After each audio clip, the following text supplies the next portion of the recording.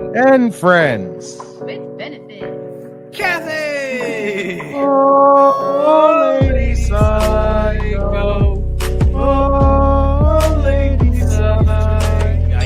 You know what that means. 3 letters, 3 words. NXT, let's fucking go. Oh, what is going on, everybody? Welcome back to this week's episode of the AEW Dynamite Watch Party. It is Friday, and you know what that means. Only one thing. It's time for Friday Night SmackDown right here on Circle Debate Network for the watch along. It's Kayla, the Queen of the South. Yo, the GETCHO podcast crew is in the building. That's right, you got your homie Gus. Yeah. What is going on, everybody? Welcome back to the latest episode of Game Breaker Sports. She bangs! She bangs! Oh, baby, when she moves, she moves.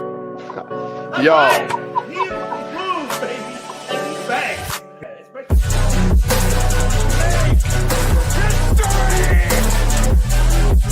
Live from the Debate Network, it's Saturday night!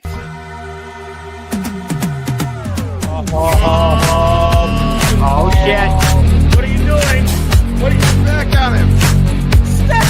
Tony in the dick! No! He appears. No way! No fucking way! Dare I say, banging, slapping, and fucking. Ooh, nice! Great song.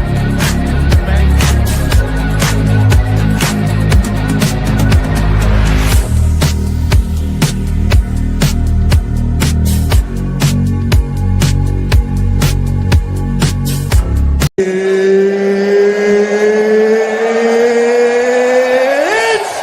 time! Go fuck yourself! Off is a direction you can fuck. Go fuck yourself. We are fucking back! We're back! Classic! We are back!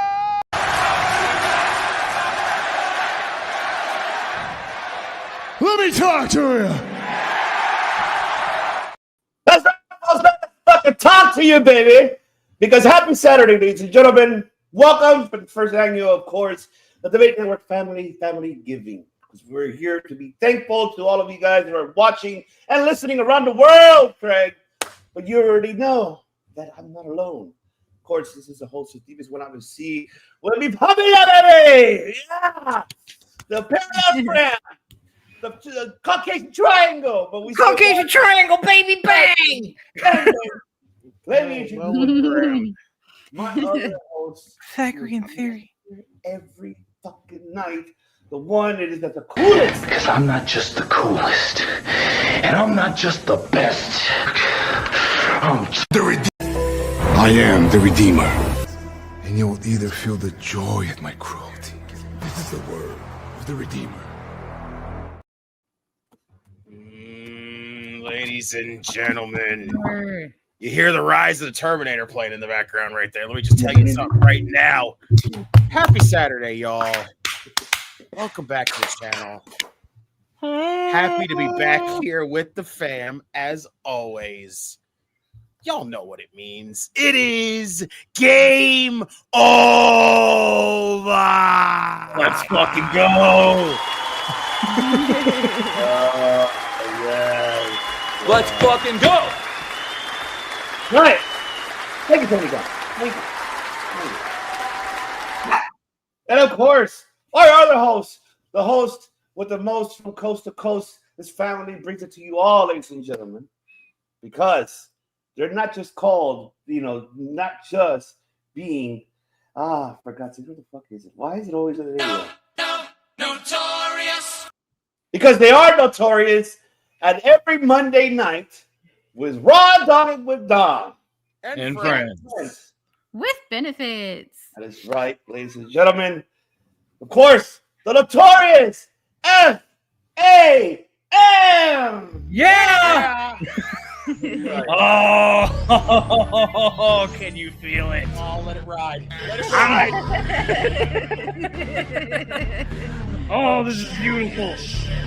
Oh, I'm ready. The greatest prediction champ in podcast history and the hostess with all the tape have come to crash your party. Let's fucking go. My Windows today. Listen, I have 6 bucks, and it's suffocating. Get the cheese grater. That is right. Ah, yes. Yes. Yes. Yes. You like me. You really like me. F-A-M. F-A-M. F-A-M. That is right. And of course, our other host that is also with Coast to Coast. But if you fucking piss her off, she is gonna fucking detonate. Sequence activated. And I don't want that. And She's the other host from Coast to Coast, and if you cross that line, your ass, she will roast. And oh yeah, she will roast. She will roast. And you know, we're gonna sit up saying, Daddy, chill. "Mommy, chill, all right? Mommy, chill." And that is, of course, yay! What's up, everybody? What's up, everybody in the chat? Hashtag the chick that runs this shit. That's right. The chick that runs this I'm shit. sorry about that. Cox Internet goes, Neil, we're going to reset right when you go live. And I was... You're bullshit, Cox. Of course. Always. All right, but Every time you before say we that, it always start, seems like it works. So, want to say hi everybody in the chat, Mr. National Raisin Bran Cereal Day. I didn't know it was actually that. apparently everyone has to go take a shit later. So. Oh, all right, Stitchy. Stitchy. Hey, family, got a question for everyone. Top 5 males and people. We will answer those questions momentarily. Let me just get to the chat. Nigga with the 5. Yes, we will definitely answer that. Brandon, what is good? Oh man, Jordan, what is good? Brother Fluff. Right? Emily. What up, Em? And hello, beautiful. Man, what's up, asshole? Really wonderful day. Yes, that's right. Shouts to you and congrats on the deer after freaking 8 years of not getting one, bro. That's insane. Collision is the only car wreck that no one actually rubbernecks for. That's right. Yeah. All right. So yes, this is where we're gonna be open for all of you guys. Depending, if you're gonna ask questions, we can answer them, but it's not gonna be. If it's too personal, then of course we're not gonna give our really personal details. But it's open there, folks. Before we'll start with the questions. Almost anything. Okay. Yeah. What's going on, Jerry? Almost anything. Almost. So we're gonna start off with the questions. So let's start off with what we got here in the chat. So let's start off with Stitchy's because Stitchy's the first one with the question. Stitchy's question here for all of us here, whoever wants to go first, is I got a question. Name your top 5 males and female wrestlers right now at this moment in any brand and any promotion. So, ladies first. So you know we gotta do ladies first. What are you talking? Of course. Oh, ladies first. Ladies Okay, first. well, I'll go, then Kathy can go. Top male, obviously Cody Rhodes, Finn Balor. Even though he's currently in the Indies, you did say any promotion, I'm gonna go Cross, John Moxley, and Lord. Lord. Good lord. Orange Cassidy, I'll say that. Why not? Yeah. I mean, Let's go. females are Bayley, Charlotte Flair, Becky Lynch, Alexa Bliss, and save the best for last. Your AEW Women's World Champion, Miss Krista Statlander. I was about to say Stitchlander. That's okay. Stitch is better. Oh, Lord.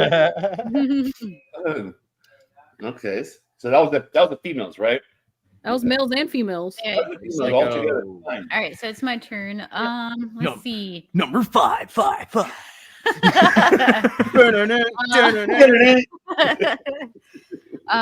Cody Rhodes, Finn Balor, Drew McIntyre.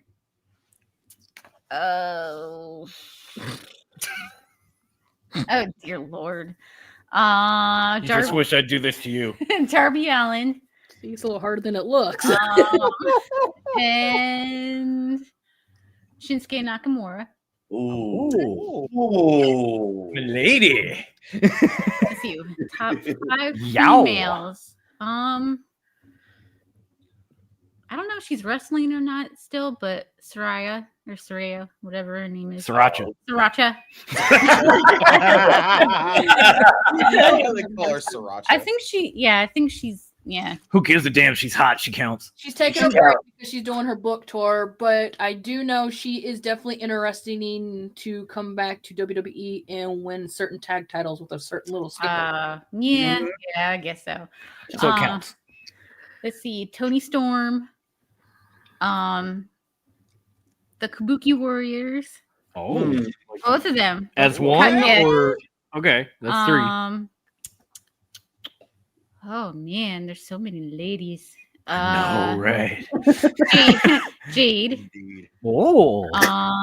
And one more, right? Why the hell is Dom stroking Cody Rhodes' dick? Oh man, I'm getting so distracted. Oh, and Stephanie Vaquer. There we go. I saved the best for last. There we go. I love it. Because I am the American nightmare of podcasting. Where is the shock? Where is the shock? You have watched us before, T-Dog. You have seen this. Oh, and Rhea Ripley and Io. That's. Oh. I mean, I have too many favorite female That's wrestlers. 7. You've gone too far. I know. I'm no, a I think it's too far. It's not too far. It's never too far for the leagues. She was a nerd in school. She's going for extra credit. That's all that is. Oh yeah. points. Okay. I love it. That's actually really good picks. I love it. Thank you. Okay. Now we're going to go with, of course, HB4 Beauty. As Notorious will always say. I was gonna say that'd be me. I'm the oldest motherfucker on the channel. So. All right, men. Of course. There's Cody, and then there's everybody else. But there's Cody. After that, let's see. Fuck it. Who cares? Cody. No, I'm kidding. Cody. Cody. I will say Cody. Kenny, because I love Kenny's amazing. That's a good one. Takeshita. Take a Shitta has been epic this year. Shut up. Joe Hendry, because he's been everywhere and he's done everything. That's 4. And I'll round it out with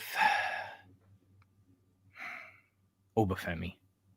Oh, That's a good one. nice. I love that.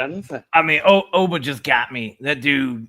if and clearly I'm not, but if I were gay, Oba, holla. Really? Did y'all see him? The freaking like after scenes clip of him when he came back. Dude is bigger than he was last time. That is scary. Yes, that's scary. That is a sexy motherfucking milk chocolate man. And I love it. Now, on to sexier things. The ladies, in no particular order.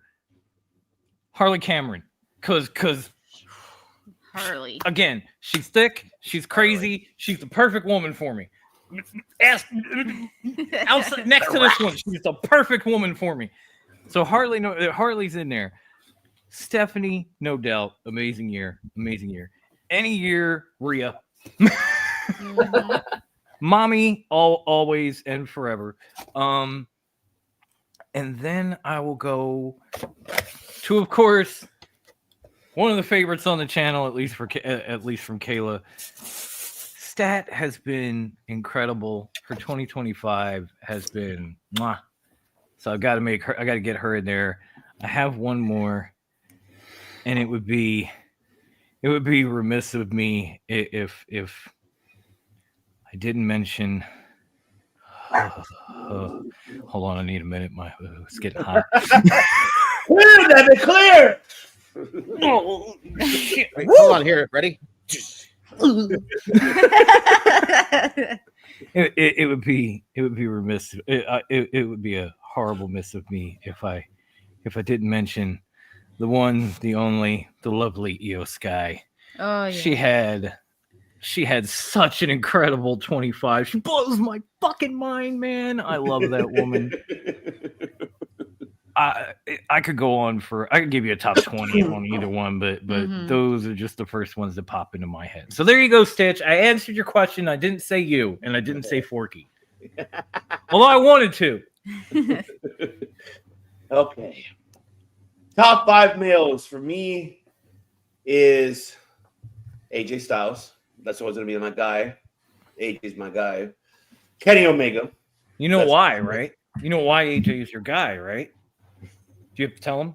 He's a real boy. There we go. Real boy. I couldn't help myself. Go ahead, OPC. I love it. The greatest.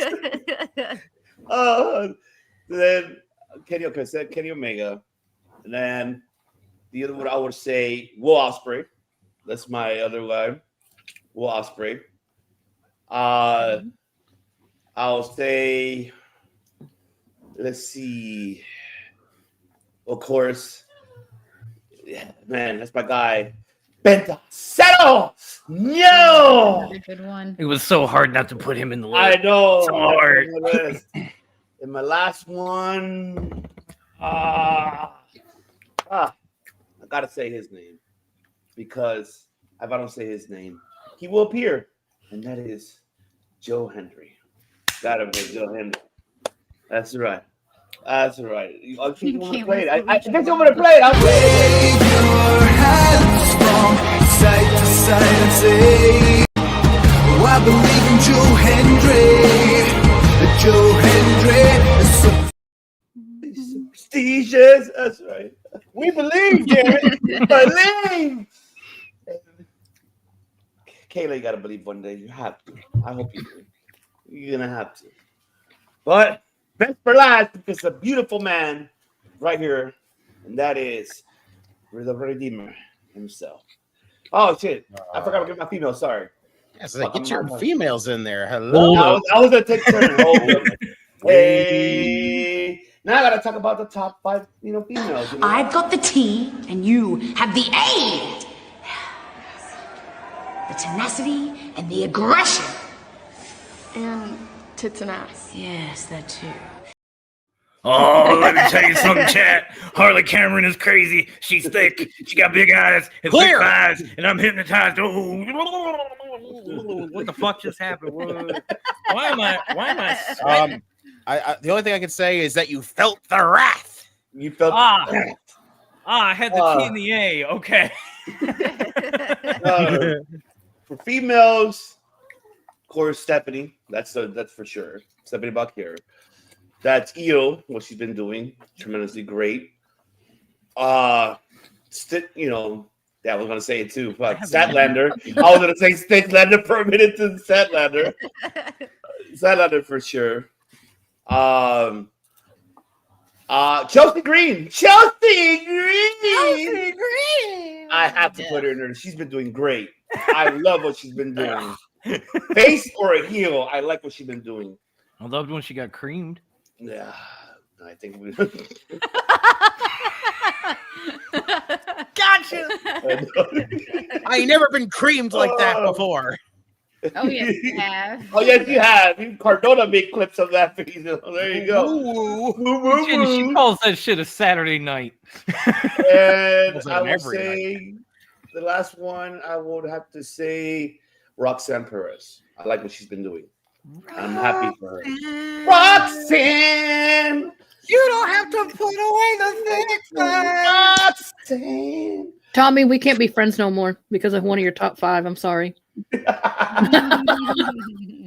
But now we say the beautiful for last. The Redeemer himself. Beautiful people. The beautiful people. I'm just playing, Tommy. That's your opinion. I'm just. Oh man. So when it comes to males, easily my favorite males, like right now, a lot of them are unfortunately not really probably doing a lot, but they're still easily my favorites right now. I got Shingo Takagi as one of them because that dude is fucking epic as hell. Braun Breaker for sure. Like he is definitely going to be world champion eventually soon, and I can't wait for those days. While running 23 miles an hour. right? Gordon, I Maybe already even said faster. Jade, so pay attention. I got, of course, my guy, Javon Evans. Let's go. He's been fucking killing it, and I can't wait to see what he's gonna do next year. Even more. Bouncy and develop Darby. You're good, Tommy. I'm giving you crap. I got my guy Aleister Black for sure. I hope that eventually he's going to end up doing more. And of course, AJ Styles to wrap up my top 5 guys, because I've always been an AJ guy, and he's just clearly phenomenal. He's a real boy. He's got the real hair, you know, like. Hey, what are you trying to say? No. And if I had to sneak one in there, just one more in there, I'd give it a quick shout out to my guy Ricochet, because he's kind of still killing it. So. Oh, let me play it. Might as well.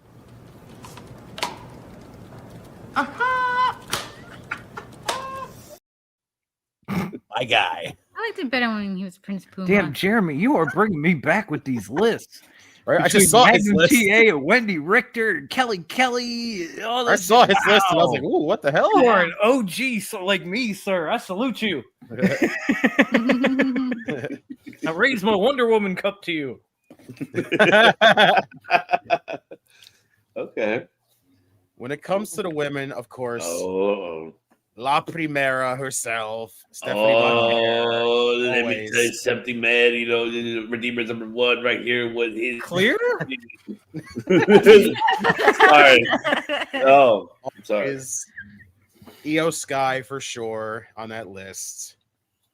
I gotta put Stat. I think Stat's had an amazing year, and I've always just loved Statlander. It's so happy to see her in the position she's in right now. So absolutely, Athena. For God's sake, like you gotta love Athena. Like even if it's not even just 1,000 plus days as women's champion, just pure out. Anytime you see Athena, you love that woman, hands down. You know why she's held that title for 1,000 days?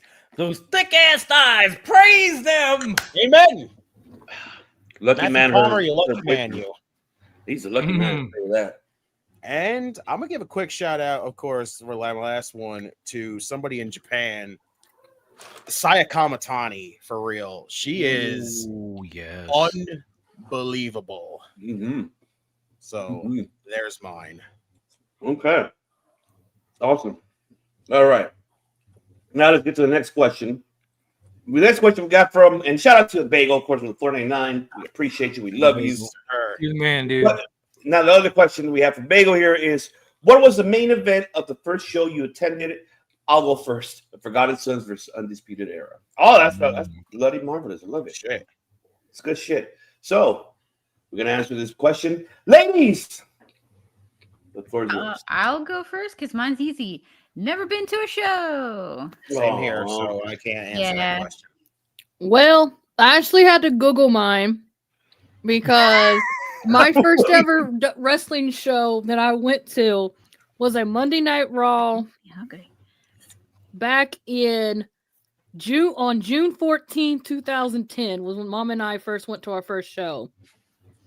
So to even spice it up, it's when Bret the Hitman Hart was a GM. Oh. It was a tag team match. It was John Cena and Randy Orton versus Edge and Sheamus. That's a hell of an event, actually. Yeah. That's a damn good one. Yep. Wow. And also, what else? It was also, if you want to just team up a little bit more main event, WWE Divas champion Eve Torres and Gail Kim defeated Alicia Fox and Maurice. Oh, God. Yeah. Gail Kim at WWE. Ooh wee. Ooh wee. Pourquoi? Okay.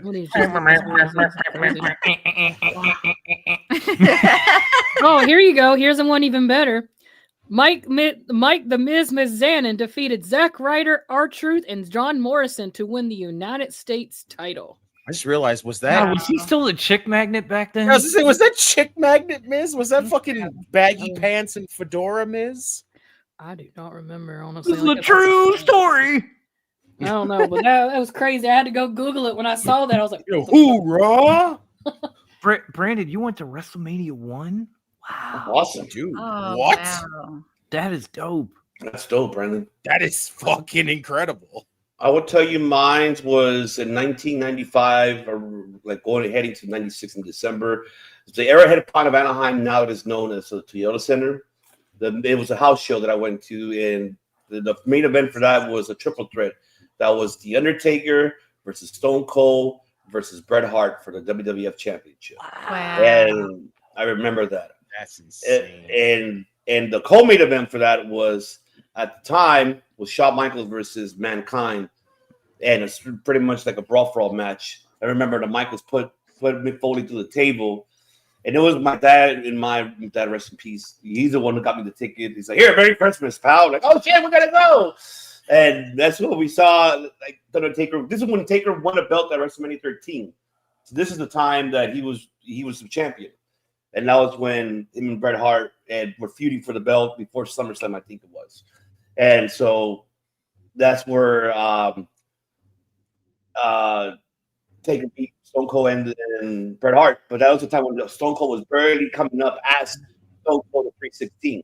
So this was the first era. So that I remember. That I remember. I don't remember how old was I. Wow. But I remember that. That was my first WWE one. I would tell you, my first ever WWE. But when it comes to Lucha Libre, I've been to a lot of Lucha Libre. It's kind of hard to see which one's the first one. That I remember was when I met.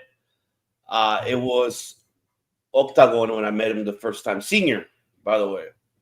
It was Senior, and I forgot who he was fighting. I think he was fighting Perrios. And I don't remember where exactly. It was, now I remember. It was at the, what was the name of the fucking stadium? I don't remember the name of the stadium, but it was somewhere in downtown. Now it's a church. But that's where a lot of Lucha Libres they had right there. I think it was a Grand Auditorium, I think it was called. Something like that. But that was like the first ones for Lucha Libre. Then WWE was then after. So that was my experience. That was my experience. Bobby Notorious, do you got anything for us? Oh, I do. I was just reading Jeremy's comment again. He said his first show was AWA. The main event was Jesse the Body Ventura versus the Claw Baron von Raschke, Von Raschke. Yeah, Von Raschke. Von Raschke. That was it. That was it. I was trying to think about it because he was it however it's spelled. And I was like, I can't even remember how to say it. That is wow. You got me beat.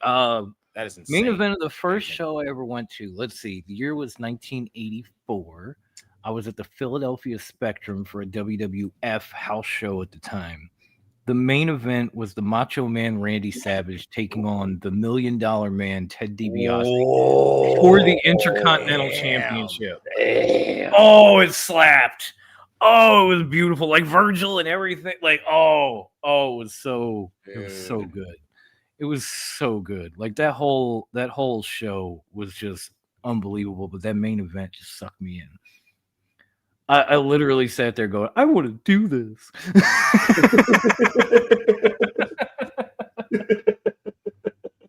I'll go up there and do something stupid for $100. I don't care. Oh, that's amazing. Love it. Damn. It must have been a beautiful, beautiful, beautiful main event. Let's see. Yes, Bleach fan. Thank you so much. Yes, yes, we appreciate you for that. Let's see if we have any more questions here. Bagel has another question here. But all right. He's asking, what's your favorite running joke in COD history? I can answer that question. We all can answer that one. But go ahead, Bobby. I think it's pretty simple since I do it at every show. Powerhouse.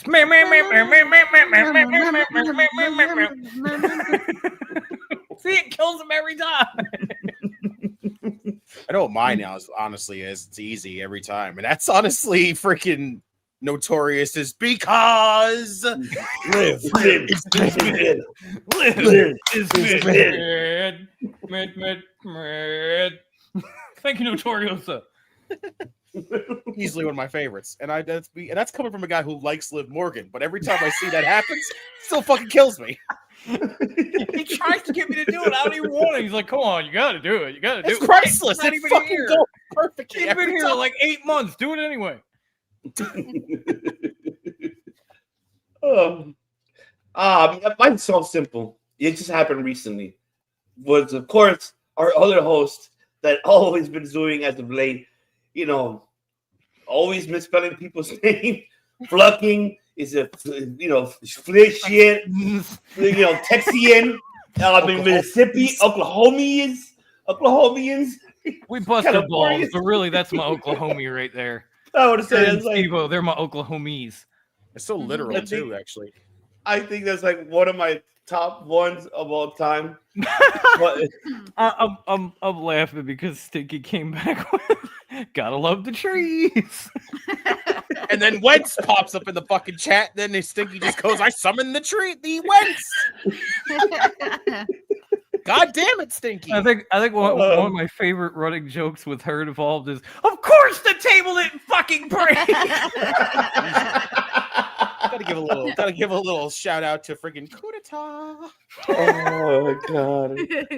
Lady Psycho has had some moments on this channel. I mean, who the fuck is that bitch? She looks like some fake ass cheap Sasha Banks impersonator during an AEW pay-per-view with Mercedes in the ring, and she walks by. The greatest thing ever. The greatest thing ever because it was so dead serious, and I'm just like, is she like trying to trick us or like? No, that was legit. That was serious. That, my friends, was a shoot. Hell yeah. Oh, it was hilarious. It was just man. Lord. And I have another one. I'm gonna look for the video on because I like this one because they got us random. This is a time when Redeemer, before he took a break, he came on. This is when the director was on with us, and this is when it was you, me, the director, and Tim. And this is a time where I'm gonna look for it right now. I'm looking for the clip.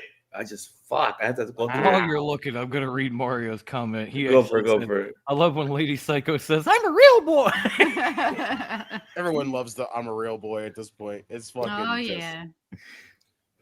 But as I'm looking for it, whoever else wants to answer, go ahead while I'm looking for it. I'll put it up right now. But go for it. I mean, obviously, what you all said was, kind of hilarious because we know we can stick with it. But honestly, probably my favorite that was just a joke, and look how long it's gotten. And I believe that's a hashtag Forklander, because whoever thought a little Stitch doll and a fork would spork would go so. So it's kind of funny because they kind of became a mascot for COD. So it's kind of extended a little bit longer than I thought it would. But hey. Oh yeah. Mm-hmm. And now those mascots are getting married. I'm so proud of them.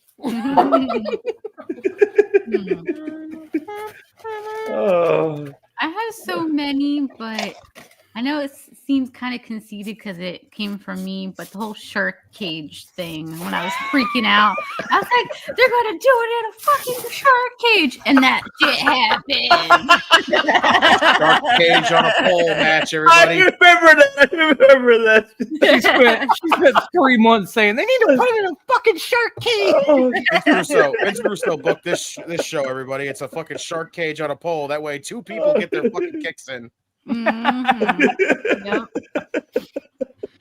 Yep. D-Man's favorite is when he says, "Easy there, Spartacus." I like that one too. Mm-hmm. That's a good one still. Hey, easy there, Spartacus. Oh god! Now it's like stuck on now. It's like perfectly. It's like, and then all of a sudden that prompted Redeemer to start with, "Hey yo, Copernicus." Why don't you navigate yourself to the back of the line with your feet and stand there with your shirt? Also, let's give a quick little nod out to a certain something where we used to, actually keep a counter of the whole time. Where we used to. The indubitably. Mm-hmm. Indeed. Oh man! And I like how Bagel Americano, he's like, my favorite joke I have done was the whole Lady Psycho as the anti-Bella bounty hunter. And 2026 Royal Rumble winner. Oh, here you go, Tommy. All-time favorite funny line in Circle Debate from Dom. Woman, get your damn hands together. I still remember the first time he said that. That was fucking great. Woman, put your damn hands together. Oh, I found it. There we go. I found it. Hold on. Let's go. Hold on. What the fuck? Why did it move? What the fuck? What's it gonna be? Fucking she-bang. What the fuck? Why did it do that? I just had it a moment ago. Who had the best rant so far this year? Me. Twice. Honestly. It's a tie. It's either between you or freaking Kayla. Yeah. Mm-hmm. Okay, there you go. I found it. Let me play this. I gotta see this. Yeah, but don't encourage him. Let's see. Let me share the screen. Let me share. This is the one. Oh my lord! What this? I remember because it caught us. It caught us off guard.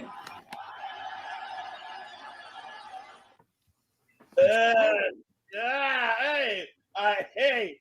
How long ago this was? Let's fucking go. Let's go, baby. Go ahead. I'm happy. Last week I said that that's my favorite version of the American Dragon, and he had kind of been too nice. He'd come out times in the past couple during this angle even where he talks to the crowd. Hey guys, you want to see some wrestling? Well, let's get a drink. I hate that. I hate that pandemic. I missed it, director. I do too. That's fucking. I forgot all about. But he literally did that. He was doing that. The Ayatollah of rock and roll. Like, hey, what's up? We're gonna entertain you tonight, but first, I'm just like, oh my god, that's the fire I need right there from him. You're fucking that was the one. That was the one. Director. That's excellent. That was the one. Oh my lord! I can't believe I forgot about that. It's been remember so that long. when we're just like, I was just barely drinking my beer, and it just comes out with, "Hey guys, you guys want to see some wrestling?" It just fucking comes Hey out. guys, you want to see some wrestling? He's so fucking. He was this close to coming out in Eminem style. Just hi kids, do you like violence? Hi kids, like wrestling? Want to see me put 9-inch nails through each one of my eyelids? Oh, that's like one of my other favorites. That is like was hilarious as fuck with that one. Oh, we miss you, director. We fucking miss you, dude. He always and there's one more that we did have with Dom. It was me, Dom, and Bakley and Chris. I think it was the time when we're talking about. I gotta play it. The things for Dom to know what I'm talking about. I have to play it. I think I remember what you're talking about. Yes, Gabby. If you want me embarrassed, stay tuned. Okay, let me see. Shouts to Shayna Baszler and Maki Ito and House of Glory right now. This is fucking wild. Okay, let me play it here. This is another one that Dom and I went fucking crazy too.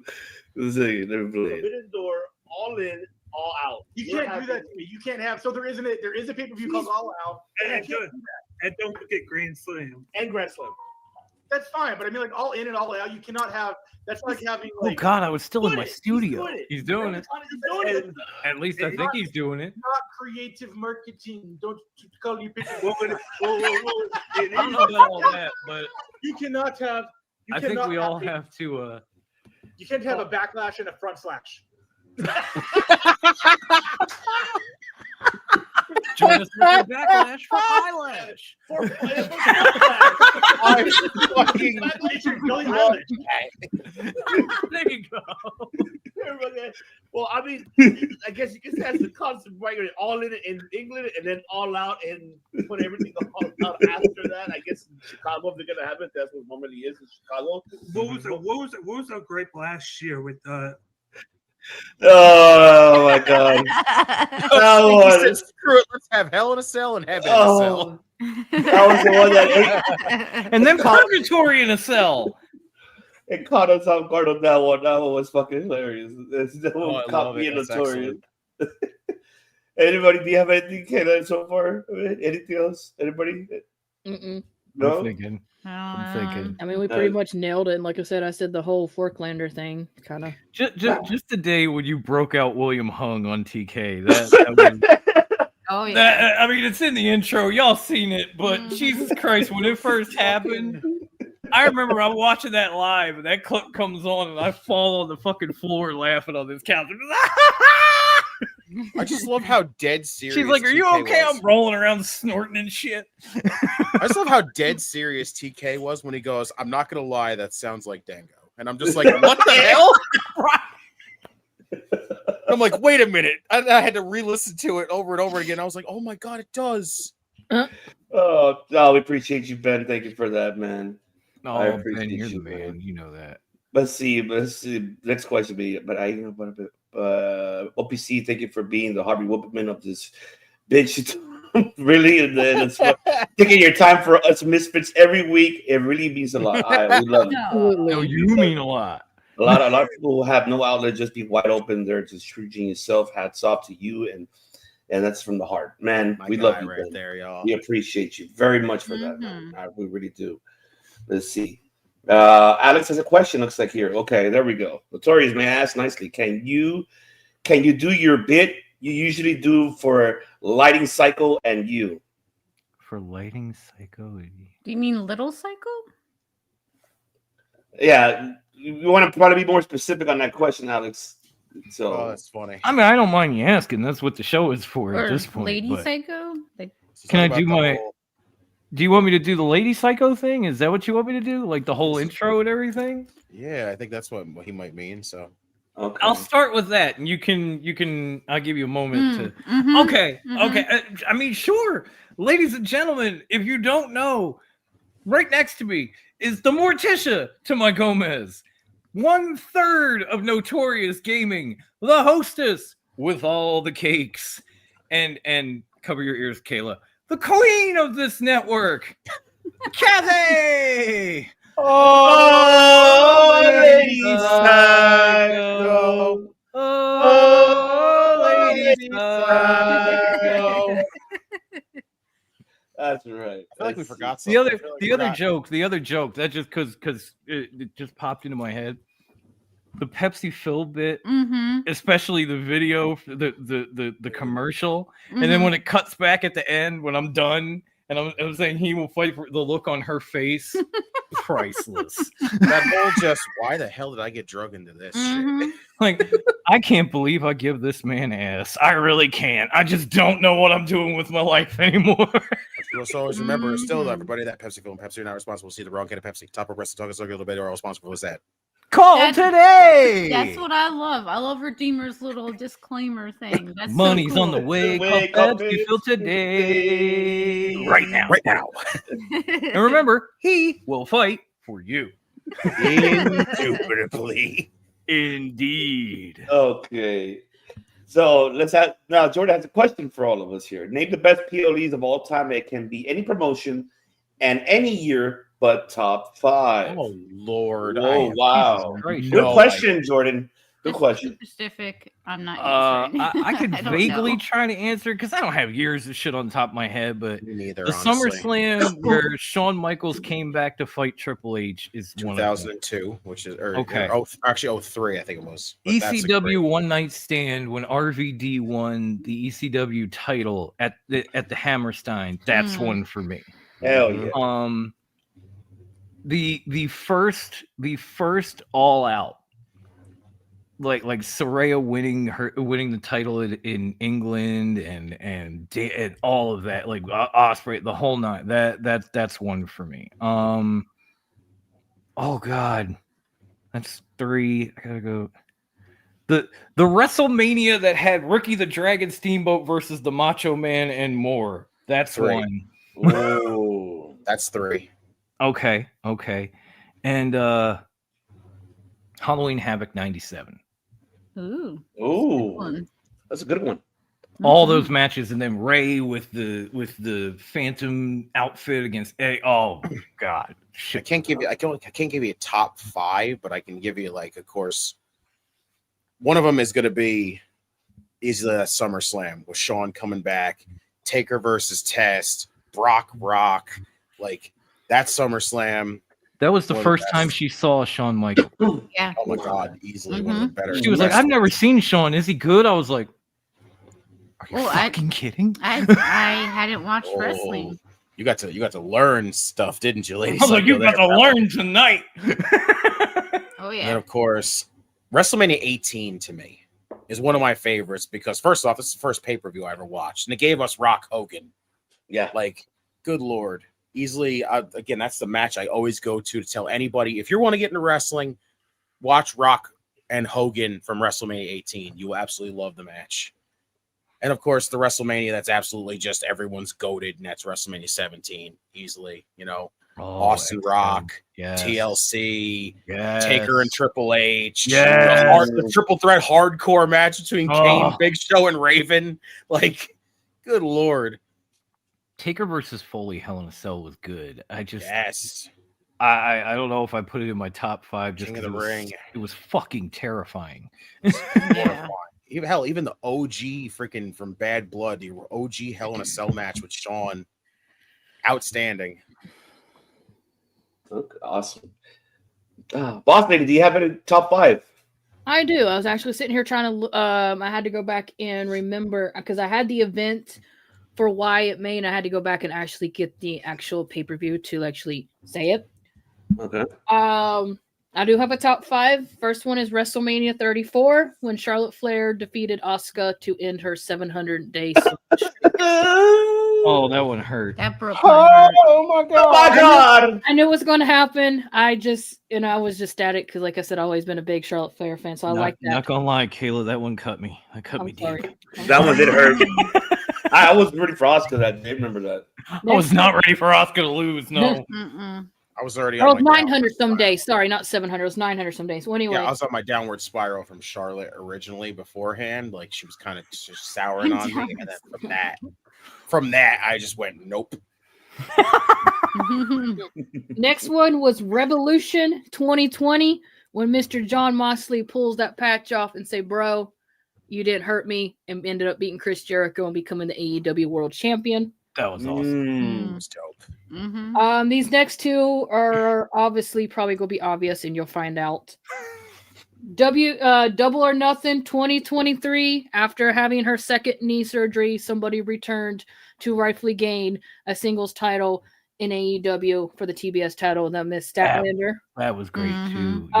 Even though it was a fatal 4-way coming up at All Out 2025 after basically going from knee surgery and everything to get back when the TBS title come back. Stat won AEW Women's World Title. And last but not least, NXT Stand and Deliver Night 2. This match was the hardest match I could ever choose from. I was happy either way, but part of me was rooting for a certain person over the other one more than ever because of the first time they ran as NXT, they had to relinquish it a couple days later due to an injury. But that match was for the NXT Championship, Finn Balor versus Karrion Kross. Oh, yes. Love that. Yes, I love that. Amazing. And I love Bagel's comment. My love for y'all is stronger than the glass at King of the Ring 2001. Oh my god, the one that Kurt tried to throw. Oh Shane my through. god! Of course, the glass doesn't break. I know. I didn't get that. Sorry. You want to hear my hot? You want to hear my hot take when it comes to Karrion Kross and freaking NXT? His match with Finn Balor was way better than this match with Keith Lee. I agree. 100%. That's true. 100%. 1,000%. Way better. It was way better. I totally agree with that. I thought literally it would be so much better because Keith Lee is fantastic, and I thought him and Kross were gonna have a fucking banger. But yet, literally, he comes off the freaking matchup with Tommaso Ciampa, which was fucking awesome, and then goes in there and beats Keith Lee. And by the end of that match, I'm going, man, I feel underwhelmed by that. Wow, that was mid. Literally. Oh man, I could do my top 5. Top 5, I would say. Top 5 was WrestleMania 30 when Bryan Danielson won the championship. I was really happy for him. WrestleMania running wild. That was like my favorite one to see him finally win it because he won it. That's what I was happy for. Not the Taker loss. I was devastated. But at least I made it up was Bryan finally winning the big one and main eventing WrestleMania. I would say WrestleMania 14 when Austin won the belt. I was really happy that he finally got the belt. I was going crazy. Him and Sean. That was like my favorite one. I actually gone and watched that matchup. I've seen that matchup like twice. It's actually very good. And that's actually when Sean went in there with a fucked up back. He went in there with a fucked up back, and he still put on a banger with Austin. Yes, he did. Great storytelling between both of them in that matchup. Oh, absolutely.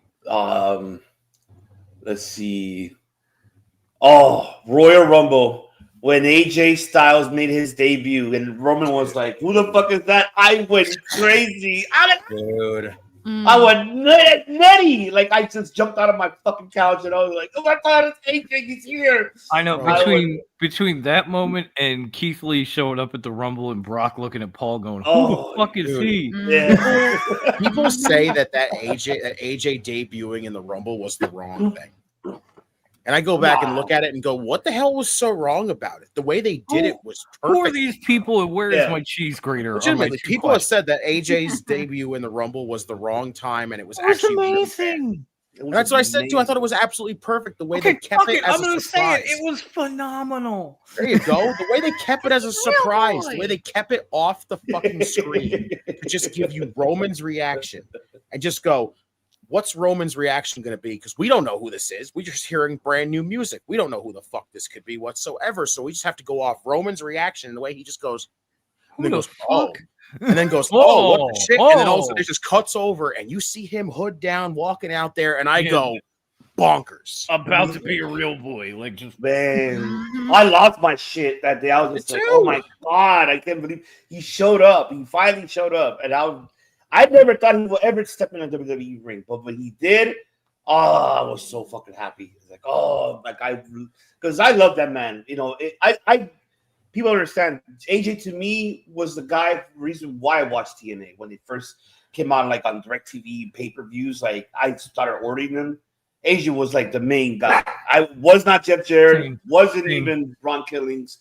It was, who's this guy? When I saw his matches, this guy's amazing. Amazing. Him, Amazing Red, you know, and low key at the time, you know, Jerry Lynn was there too. I was happy because I love Jerry Lynn. Jerry Lynn's like another one of my even Kid Jerry Cash, like he was there and he was still killing it. Those early TNA pay-per-views just had some amazing shit. Fuck yeah. Bagel said the only problem with AJ's debut is that they didn't show the Titantron revealing the I Am Phenomenal. No, that was what made it even better, honestly. It still made it good. Yeah, it made it good. I know that because you sat there at the time going, wait, what the fuck is this music? Yeah. And they weren't showing anything as pertaining to the person coming down the ramp. They were glued on Roman. Yeah. Roman's reaction was just like, was what the all fuck? for us. And then they flip. And there he is, and you're like, "Holy shit!" Yeah. Like me and my brother literally screamed. Like we were like, "What the fucking what the?" Like we lost our collective minds that night. Yeah, no, we did too. We did too. That's what I mean. I'll be honest. That was so much better than Edge's return. Edge's was just more emotional. Yeah, I agree 100% about this. Because you knew Edge was coming before he ever showed up. Nobody knew shit about AJ Styles until they panned that camera onto his ass, and you could hear the crowd pop. Yeah. The crowd was going crazy, and you're sitting there listening to this music, like, what the fuck are they going? Yeah, who are they popping for? And then all of a sudden, just I know. Yeah, oh my God, I lost my shit. I was so happy. I was like, yes. And I got to give it a Jericho. He was the first feud he had with them when they were tag team, and then they turned on him, and then get a good for Jericho. AJ. Yeah, Y2AJ. Remember that? That was amazing. Oh, and I'll give you another good pay-per-view that just popped up top of my head. Hold up, let me find it real quick. I'll never remember. I can never get while you're looking. Money in the Bank 2016 was the night that all three members of the Shield were WWE champion. That was awesome. Which was pretty damn awesome. I remember. But Elix Skipper running the top of that fucking cage at it was probably Destination X or something. I don't remember. I think it was. I think you're right. I think it was that. Or remember all the way back. Lethal Lockdown. Oh, okay, there Lethal Lock. He and Christopher Daniels were Triple X. Oh, and they were fighting America's Most Wanted in the cage. And Elix Skipper tightrope walked the cage, and then Rana like Chris Harris off the top of the ship. I remember now. All right, and what was it? 3, right? My 4. will be when it was All Out. I think it was the first All Out or second All Out when the Lucha Brothers beat the Young Bucks for the tag team belts in the cage match. And then that day, that same night is when the debut of Adam Cole and Bryan Danielson at the same time. I lost my shit when they showed up. I was like, that was Nettie. Oh, that was so good. That was what a so pay-per-view good. that was. And then you end with that. Oh, yeah. That was a banger, man. Banger fucking. Let's see. WrestleMania 14, The Undertaker coming down with all the druids holding torches to face Kane. Yo. Was that when he came back as the dead man, or was that the first? No, that's match? that's their first matchup at WrestleMania. Because I love that came full circle too later on. Like the American Badass was buried by Kane, and then all of a sudden, like getting towards WrestleMania, you started seeing the vignettes and the hand pop out of the dirt. Mm-hmm. And then next thing you know, WrestleMania, the druids are coming out and the torches are up, and here comes the old dead man. That's their first WrestleMania match. That's the one where Taker had to use 3 tombstones to beat Kane. I like that. Dashing Dom, no thanks. Stroking Cody Rhodes. The last one for me will be WrestleMania 17 when the shocked the world, Austin turning and be with McNugget. That was ridiculous. That one was ridiculous. After everything, after all the back and forths, all the stunners, all the it was me, Austin. And you just go join the motherfucker. Like what? Hey, it got us some comedy shit out of him with him and Kurt Angle, so that's fucking great. That's true. Fucking Senior Stinky. I'm thankful for Otis and Juicy Hammies. Stinky, you wildin'. I'm thankful for her juicy hammies. Here's another running circle of debate joke. Warm it up.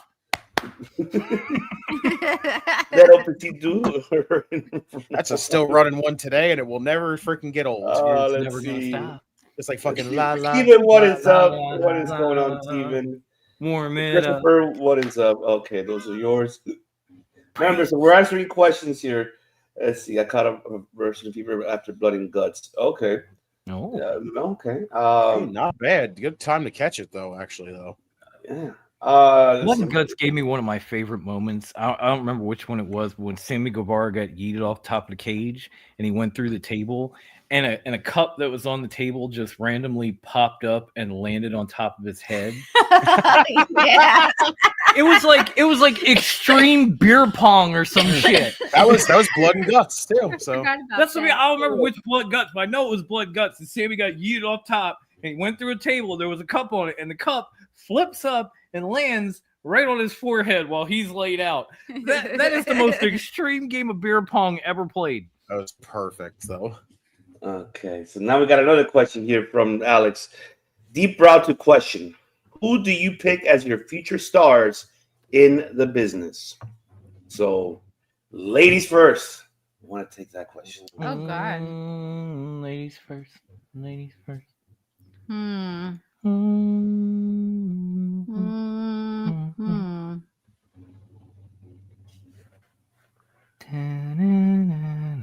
Well, kind of obvious, really, if you want to just be, if you can just say, I know eventually all the legends are going to eventually retire, but definitely future stars in the business coming up. And I'm going to start with some of the ones that's NXT been doing back and forth, but that's already on the main roster. Definitely Braun Breaker and Carmelo Hayes is definitely on that. Let's see.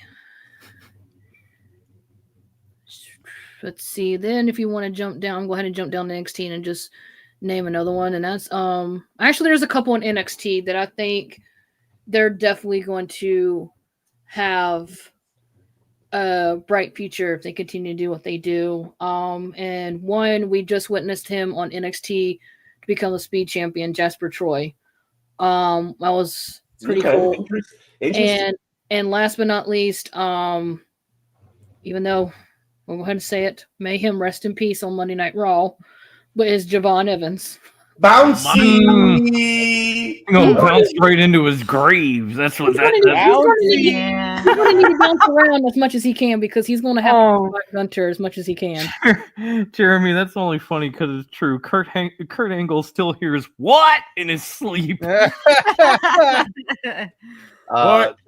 out to Henry from the Choke Slam Wrestling Report. Our guy, what's good? Great I episode. said the same today, thing. bro. The first All In, that shit was magical.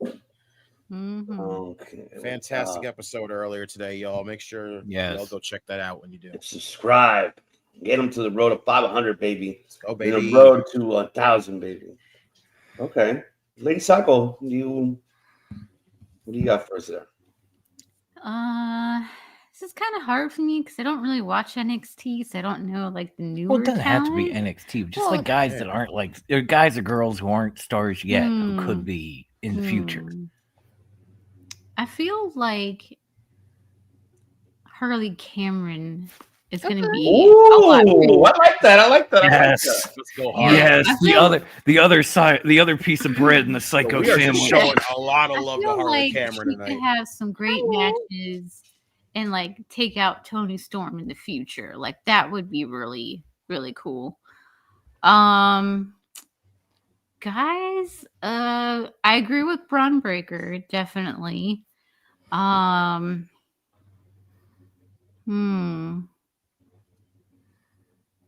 really think of any other guys. I'm kind of blanking, but yeah, I don't know. I mean, you got one each. That's good enough. Yeah.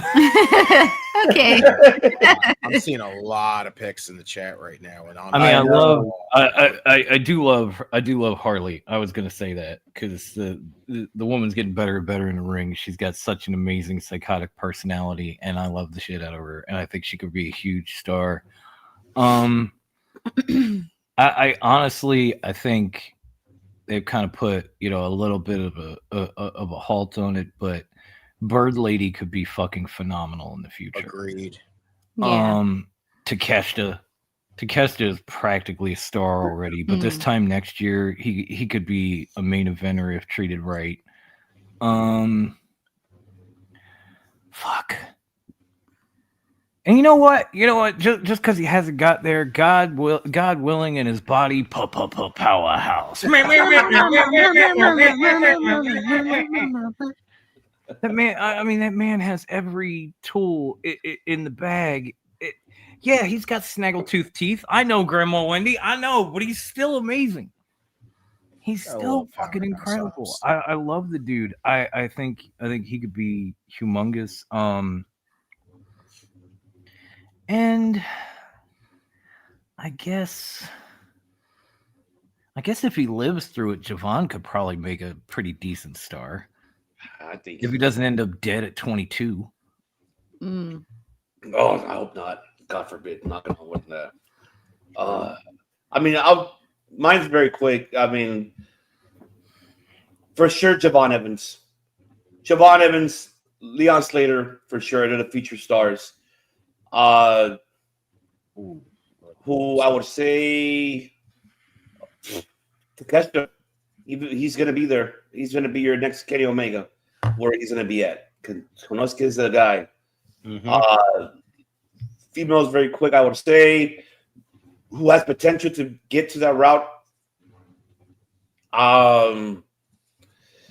For sure, Roxanne, yes, for sure. Roxanne, Stephanie's already getting to that point.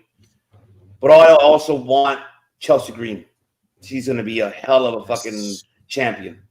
And that's by far, I would say right now, who has a future that is able to fucking. They're going to have on behalf of Streets and myself, I think Julia would be a better star and champion than Chelsea Green any day of the week. Oh, yeah. I mean, that's. I love you, Streets. I'm just seeing the chat flooding with a lot of people, and honestly, there's a lot of Trick Willies in there. And I see Danny Garcia, which absolutely Danny could be if he wanted to be. Everybody says like Danny, like AEW said Danny and Lee Moriarty, and these guys have been around so long. Like if something was going to happen, it would have fucking happened by now, right? I'm seeing Blake Especially Lee Monroe. Blake Monroe is a great pick. I seen one that absolutely would get me right there, and that's Kyle Fletcher. Like legit. Billy Stark. Kid's got a fucking amazing future. Kyle for Fletcher himself. is tremendous too. Right, Like, Braun Breaker, Queen Javon Evans, Yeah. Leon Slater. I like Stevens here. He even said Kevin Knight. Kevin Knight can get a lot of love in freaking the future. So Mai Iwatani, isn't she kind of a star already? she already is. She is fucking locked in. Yeah, Megan Bain could be a real Trick. I'm seeing a lot. huge Yeah, star. Harley Cameron. I seen Queen Aminata, which actually is a good one. Yeah. Mm-hmm. No, Just Queen Queen Aminata and her chocolate kisses. I'll take those two. Right. I like Stevens too. He even said too. He said Lee Moriarty, which if Lee Moriarty could get a lot of love, it'd be excellent. I agree. I feel like Lee Moriarty has become the new Scorpio Sky. The one that everybody talks about how amazing he is in ring and the shit he had to go through and everything else. And he's just kind of there anyway. The kid's fucking phenomenal, but man, they don't give him enough love. And shouts, of course, to Chris, which is what everybody said about Sky. Yeah. Sky Blue was Bagel, I'm sorry. Bagel's right there. Sorry, Redeemer. Miles Bourne. Sorry. no. Listen. Miles, I would not doubt Miles gets a lot of love. Like, for real. Like, that man would be fantastic to see a lot of love. And here's the thing also, because I saw Chris pick this one, and I absolutely agree that she needs to get some more love going forward, and that is Miss Parker. Oh, Miss Shouts to Miss Parker. Lord is my shepherd. He know what I want. Damn. Just this Fraxium Bandito and hologram pick. I like that too. I like those too. Both of Brodito. Yeah. Even Tavion Heights shitting some love too. I've seen that. You know what? Yes, I agree. Tavion has a lot of potential, man. He kind of reminds me of almost like the early age of Jason Jordan. He could be like that way. I will say this: if he ever gets called up to the main roster and Chad Gable's still there, Chad Gable, take that kid under your wing and give him. I agree. Yeah, 100%. No, that'd be great. Kalani Jordan, if she's booked right, I agree. Yes, yes, I agree. A lot of love. I think she's great. If Mello gets eventually starting to get a lot of love, and Kalani gets to the main roster, Kalani's a shoe-in to get a lot of love. Yeah, absolutely. Stitch, you got a question now. Another question. First ever wrestler met that we ever met is when you asking Stitch. Oh God, I'm gonna date myself with this one. Greg the Hammer Valentine. Wow. Shouts to the Hammer. Let's go. Oh man. That man reeked of Ben Gay. Yeah. Fucking reeked of it. It was like, oh my God, man. Listen. You want to take a picture? No, just sign this. Thank you. I mean, you gotta love Greg Valentine, though. That is just no. He was amazing, but Jesus Christ, yeah, that was the first wrestler I ever met. Oh, I like that pick for the ones to get a lot of love too. Is Jordan Oliver? Let's go. Oh yeah, no, I agree. Boss Lady, what do you got? First ever wrestler that I met was none other than, well, at the time he was known as Mr. Dean Ambrose, but Jon Moxley. A little bit of this, you know. Oh no! Look at that. Oh, you ever go and meet him again? Somebody say trees. Kayla, if you ever go and meet him again, you should walk up to him doing the little Mario, what live is thing that he does. D-Man and Mario, what is good? That was good, bro. Oh wow, Jeremy said Sergeant Slaughter. Hey yo, shouts to Sarge. Let's go. Nice. See, Mario, I like 80 seconds saying, I'm a real boy. I like Brandon's what he said right there. He said Hogan, Macho Man, and Iron Sheik. Wow. That's awesome. Rest in peace, Sheiky baby. Rest in peace, Macho. Rest in peace, Hogan. Oh, man. See, Bagel's like, my favorite joke I have done was Lady Cycle is the anti-Bella bounty hunter. I still love that. That's the best. Mm-hmm. She's going to give all the Bellas the sweet cheek music. Yep. And then when the Royal... She's warming up the band. I love it. Now, Steven asked the question, who has the best rant so far this year? Me. Or... Oh, we did that. It was a tie between these two. In between these two right here, like here. In between these two. I don't know who to pick on that one. I don't. It's a tough one. I went on a rant about the chat. I might have to edge Kayla's out. I might have to edge Kayla's out a little bit because first off, we don't get Kayla's rants a lot. So you don't get mine either. Yeah, but you actually rant more than she does. Just remember, word of the day, flucking, okay? Mine was flucking better. Get over. When she rants, she invents new languages. Okay, so there's nothing wrong with that. Yeah, but when I rant, I use multiple personalities. This is a weird choice to pick now. I think a rant and a crash out are the same thing, Jordan. I think it's just agreed. They are. It's the same thing. Yeah. Easy as Spartacus. That's right. Oh, yep. Let's see. I just remember trying to find Dango on TV in the nosebleeds at a major. I remember that. Yeah. Little baby Forks. Oh, baby Forkies. Oh, it's like thank you, or sorry. There you gotta start no already. More food, D-man. No more food. I need to put it on a poll, bro. We need to put it on a poll, bro. Told you, everyone gets their fix right there. Lady Cycle gets a starter cage. Fucking Russo gets a poll. What's happening? Go! Kofi! Oh, we live! Dirty Heels. You know the vibe. Chocolate chip cookies. I like. Let's see. Snickerdoodles. Let's see. We got a question from our You just had fucking chips. I know. I'm so Cookies. hungry. This is a good question. If from you keep right like here. this, I'm giving you a pregnancy test. We just had dinner. You had chips. Now you want cookies. Cookies. She's like, but is cookies. I'm getting a cookie. That's right. You go get your cookie. Well, good. Give me some tea. I can't. I fucking Brandon saying, what got you into wrestling? I got into wrestling doing community service volunteering at a charity event the day before WrestleMania 1. So what got you guys into wrestling? So whoever wants to answer the question. Brandon, for me, it was that first event that I talked about. That took place in March, right after my birthday. I was 5 years old, and Mom took me to the Spectrum, and we watched the WWF house show, and I was hooked after that main event. And then I came home and started watching WWF, and then I realized that World Class was on ESPN, so I was watching that, and then I picked up on WCW, and the rest is history. Mm-hmm. Yeah, I mean, for me, it's just really when I started watching Lucha Libre AAA on television with my dad, and that's where like I saw Santos, Octagon, Blue Panther, saw Atlantis, and then later I got into watching AWA. That's when I saw Nick Bockwinkel. Yes, where I see Vern Gagne, Greg Gagne, and that's when I saw Hogan before he became Hogan in WWE. With Freddie Blassie as his manager. Then when I saw the Golden Era, that's when I got into Savage, Jake the Snake, and from there the Warrior. I got into it with them. I was just laughing at Coke saying crackhead showed me wrestling and its history. Damn, Coke. Hey, give me $1. I got this wrestling, baby. Funny. And these cheeseburgers. Oh my god! I mean, Boss Lady or Redeemer. Kayla, what you got?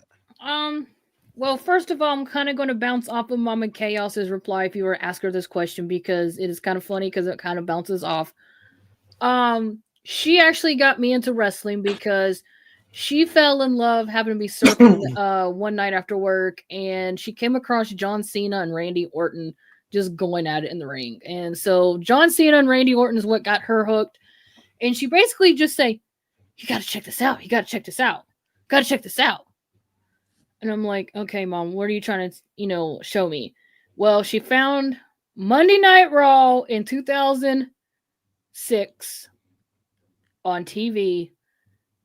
And obviously John Cena and Randy Orton was like, well, okay, I like John Cena and Randy Orton. Okay, I can get into this. What made it even better until this day, I am proud to say to be a fan, But that first Monday Night Raw that got me into wrestling, and the person that really digged me in was Cody Rhodes' Monday Night Raw debut with Hardcore Holly. Oh. So when I say Cody is the one, that got me wrestling fan, he was, because like I said, John Cena and Randy Orton already had me hooked because, I'm like, okay, I'm kind of intrigued. And then this Cody Rhodes came out and I'm like, okay, liking his music, and he gets into the ring and it was just like, wow. And then ever since that, I've been a fan of Cody Rhodes. And, and honestly, I know the day it's going to happen when I do actually eventually meet him in real life. I am probably going to shed a tear. But yeah, definitely. It was definitely not just because John Cena and Randy Orton's feud was happening back and forth, but it was what triggered it. Maybe wrestling fan I am today is Mr. Cody Rhodes. And I get hate for this one as well. But the first ever female to get me into women's wrestling was none other, the Queen of Hearts herself, Miss Natalia. Natty. Natty. Yeah, and by the way, ladies and gentlemen, we're promoting it here. Okay, if you can show people, we will promote it if you're able to. But if you can't find it, but I got it. Okay. She's While gonna she's show it looking, right I now. love Kof was here like, be quiet, the boss lady is talking. Nobody was saying anything. That's right. It reminds me of an episode of Top Rope where, yes. Bruce just yelled, "Shut up, Grandma's talking," and nobody else was. But yes, I've recently just picked this up, reading her book. It is phenomenal. It is amazing. So if you want a good book, even if you don't like Natty, go read it. I will give you a little. I like the name of it. Yes, because she goes a lot of history and everything, and a little funny, little spoiler I'll give you. She actually starts out talking about when they were in New York with her family for the Hall of Fame to induct her father, Jim Neidhart. And apparently they were filming Total Divas at the time, and they're yelling at them, stop, you can't put ashes out here in a public place in New York against the law. So her mom goes, wait, are we committing a crime right now with Daddy? Talking about Jim, and Natty's like, well, we got to get out of here. We got to get out of here. She says, we can't just leave him here. And Natty goes, what do you want me to do? Vacuum him up? So just starting out with that. And then after reading that, I had to go back to the audio version just to hear Natty. What are we supposed to do? Vacuum him up? But it is very good. I gotta force myself to put it down because it's how good it is. But it's really good. Sounds awesome. It's very good. This comment is awesome too with Jeremy. My grandma here in Minnesota was a staple, or Minnesota AWA was a staple in Minnesota. Shouts to Vern Gagne. Yes. And then in the 80s and 90s, Saturday Night Ringside, hosted by Mick Karch with a young Jim Ross. Oh my lord! Oh my god! Yes, dude. Kofi's like, but honestly, uncles watch wrestling. I would buy every pay-per-view or tape. Or the tape. Couldn't go to school without watching. It was watching since Hogan days, but started paying more attention around the Attitude Era. Yeah. Good shit. Good I shit. think Beagle said something about the Attitude Era too. That he didn't like it. I think what it was. No, I think he said something about the Attitude Era being unwatchable. Yeah. And honestly, Beagle, for every awesome moment in the Attitude Era, there were probably 10 why the fuck did they just do that moments. Mm-hmm. Yeah, I agree with that. Like the boss man making Al Snow eat his dog. Yeah, that's fucked. Fucking. There was one that didn't need to fucking boss happen. Man and Big Show talking about his dead daddy, and then dragging the fucking casket out with the old Blues Brothers cop car. Mm-hmm. Yeah, for every moment in the Attitude Era, there was a lot of extra shit that people just kind of forget about because those moments were so huge, but at the same time, Young giving birth to a hand. Yeah, a lot of that shit didn't age well. Aged like milk, honestly. Fucking choppy, I don't know. Well, yeah, I know because I'm old. See, the funniest clip once they were script and Daddy Magic. Okay, I'll play it for you just because. Who the fuck Griff Garrison? Whoa, who the fuck is Griff Garrison? This is Griff Garrison. There you go. And then nipples. Here you go too, Tommy. Me how my nipples feel. Shits can cut diamonds. I don't care. And yep. Shits cut diamonds. Let's not forget the puppies. Yo, Kayla, you'd be loving it right now because House of Glory's got Cross on it right now. Yeah. Let's see, right there. Justin, I think Bagel has funded Uganda by another 20%. Hey, listen. If it's gonna happen, it's gonna happen. Oh man, It's a skunk. Of course you do. Oh, we love you, Jordan, for saying that. Thank you very much for that. Oh man. Oh, Gabby, there you go with the question. What's your favorite cookies? What is your favorite cookies? White chocolate macadamia. Peanut butter chocolate chunk. I can't really answer that question because I really don't eat cookies. Like the kind of just I watch had my recently. Peanut butter white chocolate chip. Oh, see, we're close. We're almost just notorious. We're almost. He We'll mixed do it this our way, cookies together. Okay. We'll do it this way. Favorite homemade cookie, like my mom, hopefully, where she's back in a Christmas spirit this year, that we have a kitchen to cook in. She's talking about making her favorite cookies. So all-time favorite homemade cookie is M&M cookies. Ooh. But if I go to Subway, they're raspberry cheesecake cookies. Oh, those are good too. I don't think I got mine about how I got into wrestling. Oh, they did. Yes, I did see that. And shouts to Texas for doing something right. Fuck yeah, dude. Hell yeah, that's awesome. I don't think I got mine. As to Go for it. Go for it. Yeah. Basically, mine started actually a little different. Mine started off by playing the games, honestly. Like, I started off first by playing. Now, this one's going to be a classic for a lot of people. SmackDown 2 on the OG PS1 was my go-to play, like, favorite thing to play constantly. I couldn't watch the shows. Like, I could never really watch the shows because, unfortunately, I did have a TV in my room, but I couldn't have cable run through into my room. So I had to freaking basically just kind of go off of any possible ways I could to keep up with everything. So it was buying the magazines to keep track of what the fuck was happening, going to the movie store, like the video, and renting out of freaking tapes to watch like the current shows that came out to make sure I was able to keep up with everything. And then my first like kind of viewing experience was renting out freaking No Way Out with 3 Stages of Hell with Triple H and Stone Cold and WrestleMania 17. And from there, it was just, I got to make sure I can watch this shit. I got to start watching this shit. And then I just got the luckiest time to start watching was in the build-up towards WrestleMania 18. So I got to see Hogan and Rock's build-up where Hogan runs the freaking 18-wheeler into the ambulance with Rock inside of it. And then Austin and Scott Hall and the debut of the WWE NWO. So it was like perfect time to start catching up from there. And then everything from there just skyrocketed. So look what T-Rex just said. I love a good snickerdoodle. Fuck yeah, T-Rex. What I'm talking about. Just had one. That's awesome. That was in your honor, T-Rex. You know, I'll be honest. I would do the same thing. Like I'd never had cable, and I would go to the video store, rent out whatever. So I would like, my dad would be like, "All right, what you do?" He's like, "Take 5 tapes." Oh yeah, I already got my 5 tapes right here. Let's rent them out. Like fuck yeah, I would rent them out. Like we never had it. And at the time when I would go to my aunt's house when she had cable, that's how I watch the AWA and whatever I was watching there. Never had cable, but at home I would always rent. Always rent them. Always will rent them. Luckily from there, like keeping track through magazines and freaking VHSs. Yes. I was able to, it was what finally got me to just say, screw it. I finally was able to get freaking cable run into my room. Freaking got to watch the shows every freaking week. And then from there, it's just gotten to where it's gotten now. And now it's adventuring down the rabbit hole. I never rented anything. Am I the only one that tape traded on this screen?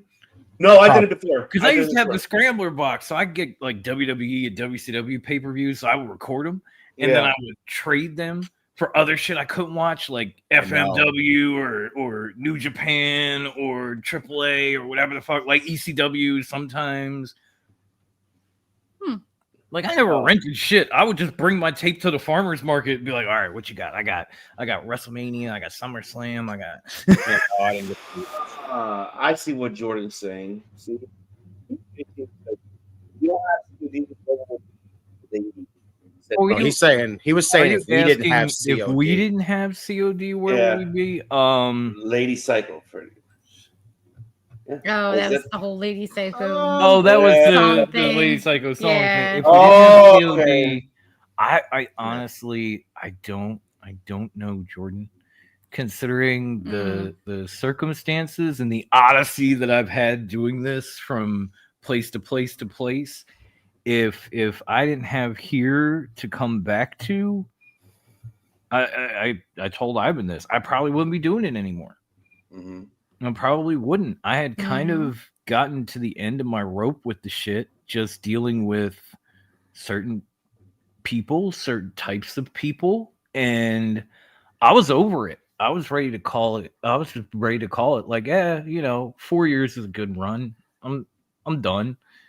And Ivan just basically told me, like, this place is home. You know what you can do. Come here. Come hang with me. And I was like, all right, fuck it, let's do this. Yeah. The thing was, and that was what, like almost 2.5 years ago, and from there, things just started picking up. People started coming in. We got Redeemer here, and then Hell, I started participating. Lady Psycho started showing up, and Mm-hmm. like if you guys don't know, Raw Dogging wasn't even originally my show. Nope. I took it from somebody that was on this channel. Shouts to De Niro. Love you, bro. We love you, bro. I took it over when his wife was in a high-risk pregnancy. And after a while, with Kathy showing up and with me just jokingly one night saying, from now on, this show is called Raw Dogging with Dom and Friends with Benefits. He saw that and he was like, dude, you've taken this to heights I never thought possible. It's yours now. Mm-hmm. And so, like, if it weren't for this, I don't think I'm doing this. I really don't. And I've been given the freedom to do basically whatever the fuck I want to do, which is not something that I ever had, not being on my own channel. Oh, you want a game stream? Yeah, go ahead. What are you playing? Fallout? What the fuck does that have to do with wrestling? Nothing. Do it anyway. Oh, you want to do a college football rebuild? Yeah, sure. Why not? It's honestly something that, like, if I wasn't here, I'm not doing it, flat out.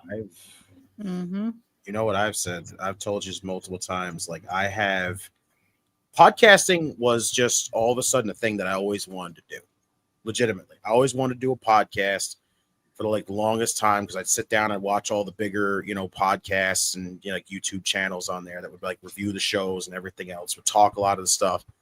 And I would just go, shit, I want to do this. I really want to do this, but I don't know where the hell to start. And I don't know how the hell to get my ass going on this kind of stuff. And then, of course, during the pandemic, I met a good buddy of mine, which, again, shout out to my guy Bishop over at Terrible Wrestling Takes. He was the guy who legitimately, at the time, me and him connected over X, which, again, I tell a lot of people this with X. You'll find a lot of people over there that you'll either get a lot of shit from and you'll go, crap, I don't want to even be bothered with X anymore. But like, when you find the right people on social media that you can have conversations with, that you can chat with, that you can, go, hey, you want to jump on a video call and let's just hang out and kind of shit like that, something like that. Or like, and eventually that could lead to you, traveling out to go visit these people or something like that. That's the best kind of experience you can have on social media, flat out. But I met him through social media during the pandemic, and I was just kind of watching a lot of people, like even some lower bottom, like people like that kind of still, like, I think deserve a lot of recognition. And I was watching them and I was like, shit, I want to go on this and I really want to do this with these guys, but I still never had the opportunity to. Finally, I got to go jumping on some shows, and I got super happy that I was able to get on these shows.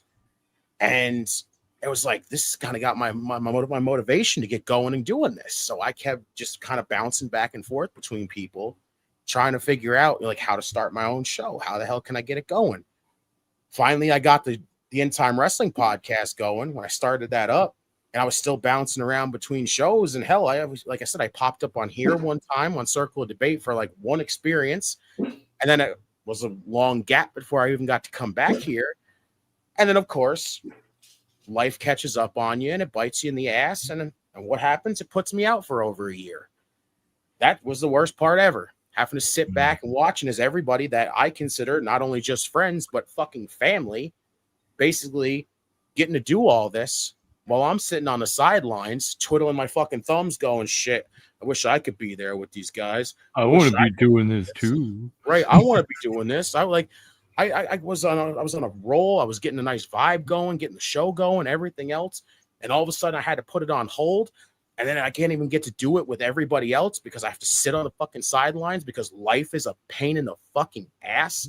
It's the worst thing ever.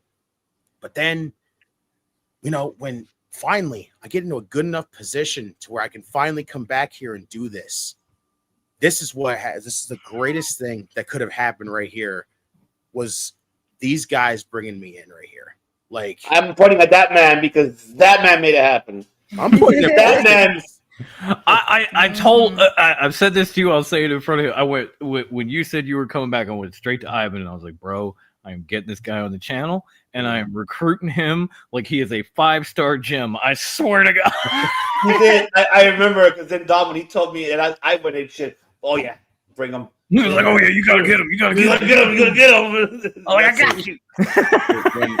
when I popped in that chat for the WrestleMania watch along and sat there and went, shit, I can't believe I'm about to do this. Now I'm sitting there and I'm fucking nervous as shit because I ain't done this in over a year. And I'm like, shit, this is going to be awkward. This is going to be weird. I'm going to be rusty, probably like super rusty doing this.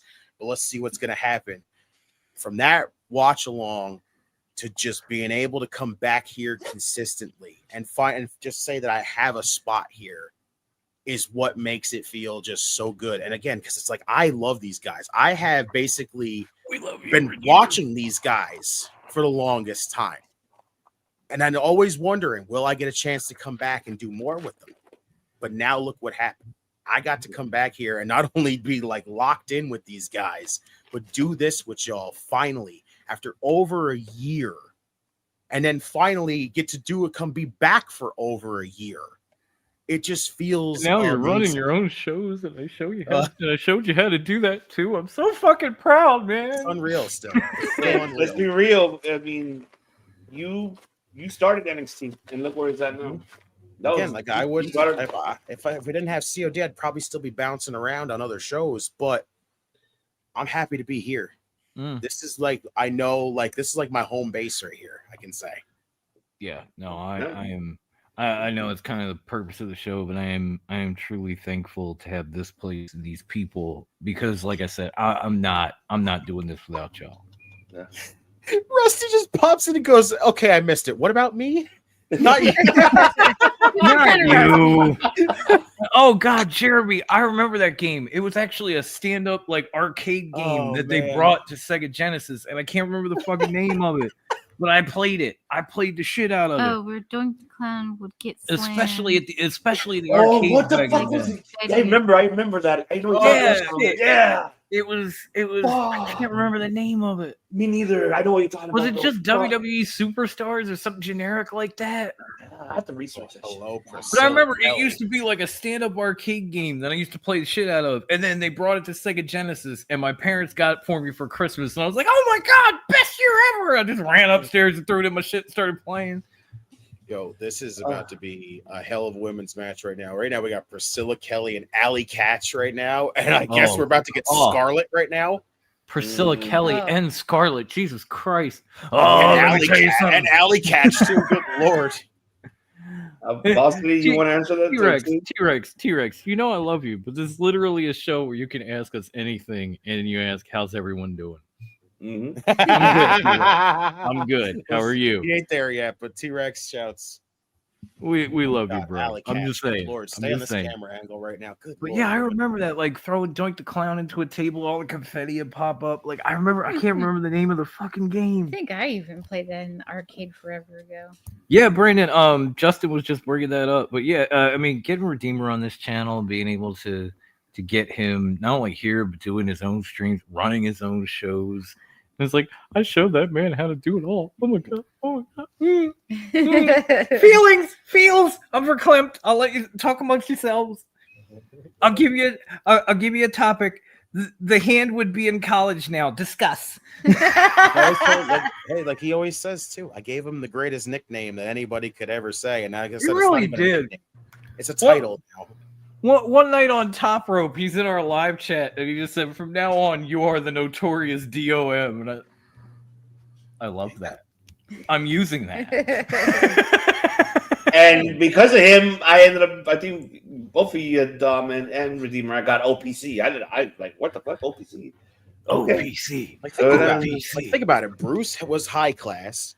Grandma Wendy is, of course, freaking Latina heat herself, and then of course. You are South Philly Psycho, but I'm sitting there going, this man needs something else. Like, he needs something that's going to stick up there with those guys. And I'm just like, you know what? He always just say it's DOM. And I'm just like, you know what? That's what we're going to go with. It's the notorious DOM. See that meant the world to me too, because usually when people tuned into Top Rope, I was just like the guy that asked the questions, and everybody go, but Bruce, but Wendy, blah blah blah. And I was just kind of, I'm here too, you know. High class Grandma Wendy, we love y'all. Yes. So for somebody to actually like pick me out and nickname me in the chat was like, I love it, and I even love how you did Boss Lady right here too, the Queen of the South. Boss Lady here, the chick that runs this shit. That's right. Now that's her remote right there. So go ahead, Kayla. I know you got something to say. You know, I'm kind of like in a spot like Redeemer. Like you see people doing your podcasting, and it's something you always wanted to do, but really never knew how to get started. And then February of 2020, a website that I was writing for. I was the wrestling department head, and one of the guys that was in there introduced me to, you all know her as a Texas sports queen, Miss Kat Robinson. Kat was in there writing for me. And then she later on had found Jolie. So I had basically in there writing for me, and my spirit animal had me in there writing for me. And February 2020, she just put in the chat, who wants to start a podcast? And we started it up, and this, so I'm going to be honest with you, last year, the ones that know, I was in this huge rut and we went on hold. Kat was dealing with some stuff with her. But a couple years ago, I met wish he was here with us right now, but a good close podcast brother of ours, you know him as the banger of podcasting, Mr. TK, is the one that introduced me to, like, first thing he said, I need you to go on a watch along, and I'm going, what the fuck is a watch along? I'm like, the fuck is a watch along? What do you mean? What do you mean? I got to go on YouTube, and then a certain dickhead just says, "Oh, you suck at this. You don't." I'm like, and then it was like, I've never done this before. I'm not going to react. I'm not going to, know what to do. But I don't know what the fuck I'm doing. So besides that factor, then that person say I sucked at it. Well, obviously that went south. Then TK came to me. He says, look, he says, I believe in you and you got talent. You can do it.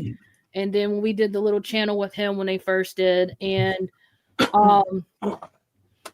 so I started doing, well, actually, Dan brought up the SmackDown watch along, and we were doing a SmackDown watch along, and we did that, and we brought Outrage Control, and Queens was coming in and out, but then once everything started getting back, Jolie's going through her issues right now. I told her, do I know when the Queens are coming back right now? I don't. But if we do, we do. If we don't, we don't. But I've been sitting here, Ivan obviously reached out to me and say, hey, do you want to bring SmackDown watch along to COD? I mean, we've got everything else covered. I came over here and enjoyed it. Met a lot much, more other people. Got to actually work with Justin all the times. I know he was always supporting the Queens. You know, I met Dom obviously through, you know, with the whole TK at the time. The other thing, yeah. Yeah, the other thing, this is like now that I'm here, I could have, you know, got to know Dom more, became more my brother. It's like when I first met Dom, I was like, "Hi, I'm here. If you need me, I'm by." And I was like, "Okay, what happened to Dom?" And it was just like Dom did not exist after like what the kind of thing. But now that I'm here, you know, I got closer with Ivan and, you know, Opportunity and honestly, if it wasn't for COD right now, and getting ready to start something new here, if it wasn't for coming chilling with you guys, I know I could only, you know, do one show right now with my schedule, and that's SmackDown. But a little spoiler alert, these people are getting me for Raw Dogging on Monday and Dynamite on Wednesday, so you're actually getting me 3 days this week. Let's go. But if it wasn't for COD and these great people and everybody else that's not here with us right now, I probably would fall in very great depression because Queens is what's lifting me up. I enjoy doing it. And, you know, I'm in a better spot than I was last year. I mean, I still got a lot, baby steps to go, but I'm just saying, without COD and without these amazing people, I don't know. I'd probably literally just come home, go to bed, wake up, eat, sleep, go to work, come back, take a shower. That'd be my life. Yeah. Well, yeah. So, you know, and, you know, just being able to come on here or even in the chat that we have, you know, just some of the jokes and laughs and stuff that we have makes it all worthwhile. And if it was no COD, hell, I think we all probably just have freaking boring lives, you know, just trying to entertain ourselves. Pretty much. And I think it goes without saying, but chat, back me up on this. Kayla does not suck. Not at all. All right, I'm curious to see what everybody says now. Kayla is fucking amazing. But I want to hear first off, Rusty's comment. The creator of Super Mario passed away. Motoyama. At I think a couple days 69. ago. it sucks, man. Right when Mario 2 coming out, Birdie Dude, sucks. Rest in Oh, peace. rest in peace. That dude was a legend. Taylor, here's the thing. I got into y'all. Aw, thank you. I got into y'all because I saw yous on one channel, which I will shout them out because they are not active anymore. But shouts to Simply Devoid. I saw y'all on that, and I go, okay, I need to dig into this podcast more. So I immediately hopped in and started looking more into Queens. And when I just sat and listened to it, I'm like, I love the dynamic that the three of them have together. Like, first of all, shouts to Kat. Shouts to Jolie. I love the Queens. My spirit animal. But every time I would sit there and listen to an episode when y'all would drop an episode, and I would go, the dynamic of these three is so good because it's literally like, as I would say, a Triforce. Y'all are like this. Y'all just connect to each other and just bounce off each other so well. And that is why I love the Queens. So that's like every time I see y'all pop up in the chat, like, especially nowadays, like when you're here and then Kat pops up and I'm like, what the fuck? Let's go. It's a Texas Sports Queen, y'all. I think we're probably going to have to resuscitate Redeemer if Jolie ever popped up in the chat because I'm gonna die. I'm not. You're gonna have to resuscitate me if Jolie pops up in the chat. I love that woman. For those who do follow the Queens, if you didn't know, we've literally, me, Jolie, and Kat has been doing this. We've known each other for 5 years. We've done the podcast. Get ready to be 6 coming up. We haven't decided yet, but it's going to come to an end. I think we still want to do it. We just want to get our shit together, basically. But I will say this. Jolie lives in Delaware. Well, I did live in South Carolina when I first met, but now I'm in Oklahoma, and Kat lives in Texas. And us three, the chemistry that we have, we've never met each other in real life. Yeah, we're just connected through TV. Crazy. Same with well, I met Bruce, but that was back in the 90s. I had never, no interaction with Bruce and Wendy, and we were in the same spot. We'd be 6 years on Black Friday. The top. Are you just saying that, Jordan, so you don't get on my bad side? Just kidding. No, he's saying that because it's true. I know. And when I came here, I brought Bruce and Wendy with us. And thank you, Steve-O. We love you. We love you. But we were actually a surprise podcast on a Friday night that Ivan set up, and we pop up and people were like, "Oh, holy shit, you're here, you're here!" And we got off and running, and people were digging it. And then all of a sudden, Bruce and Wendy couldn't do it anymore. And I was in the same spot that Kayla is in, and it was like, well, what the fuck do I do now? And I used to like jump in on Circle of Debate. I used to do whatever, and then I had Raw Dogging dropped in my lap, and I was like, all right, I'll focus on this. And then and that kind of got me to the point where I could start figuring out who the fuck I was doing this. Because I always had other people to bounce off to, and I was never really the focus. All of a sudden, it's Raw Dogging with Dom. You know what I'm saying? Yeah. And friends. With benefits. There you go. And that's what it's all about, Bagel. Exactly what you said. All of this. Mm-hmm. And it's a lot because that's what we like to do. We want to do that community here for all of you guys, not just for us, but for you guys to enjoy it. Get our opinions, hear you guys' opinions, and have fun, have a great time. That's what it's all about. Kof.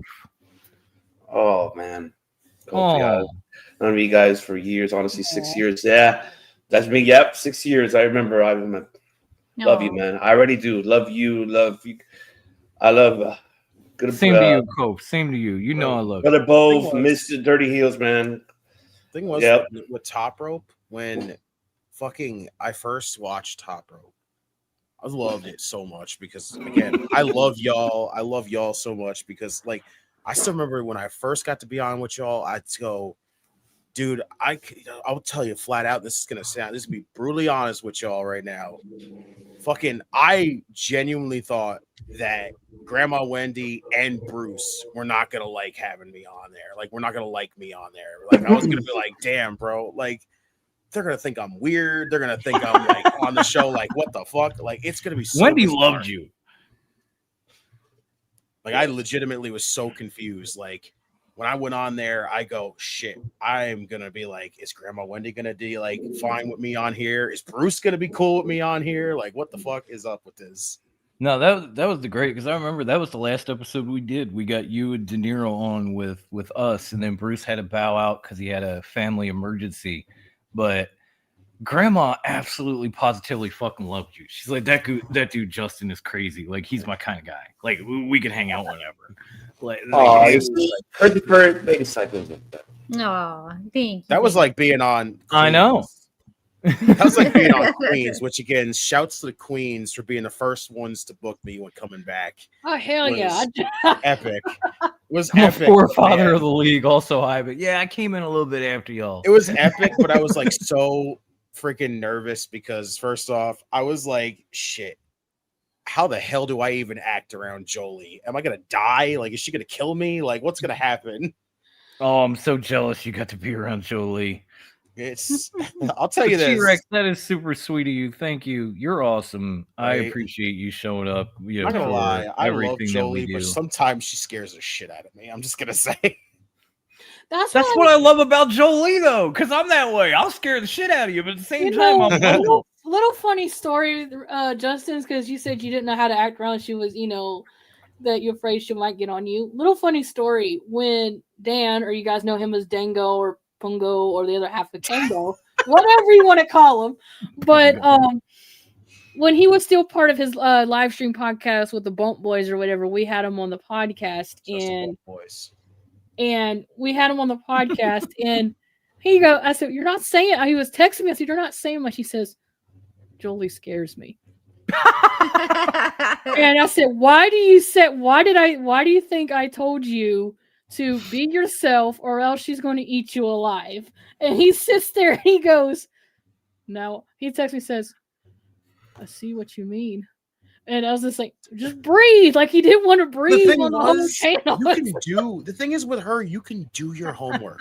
You could do your homework and listen to God knows how many episodes of the Queens. But when you're right there and she's on screen with you, you go, fuck, what do I do here? What do I say? Am I going to say the wrong thing? Will she fucking want to reach through the screen and choke me to death? What the fuck's about to happen? That's here? When we had Dallas and Nessa on there from Humble Rose Podcast. Speaking of them, check them out as well. But it was hilarious.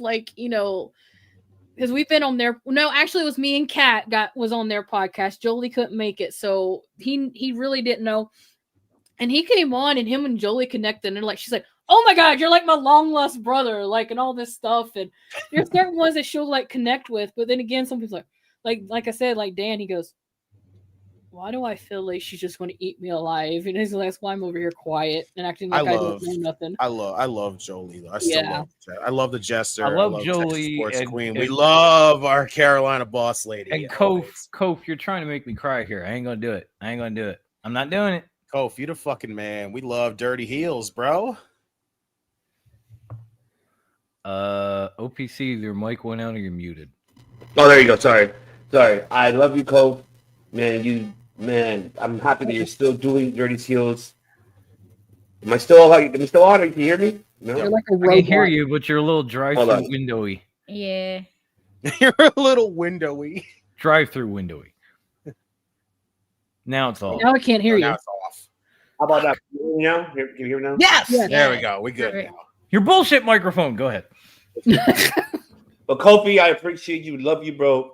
I love you very much. I'm happy that you're still going on with Dirty Heels. You're keeping it going, even if you do it by yourself or you're Mr. Black. I know the good fellas sometimes can make it.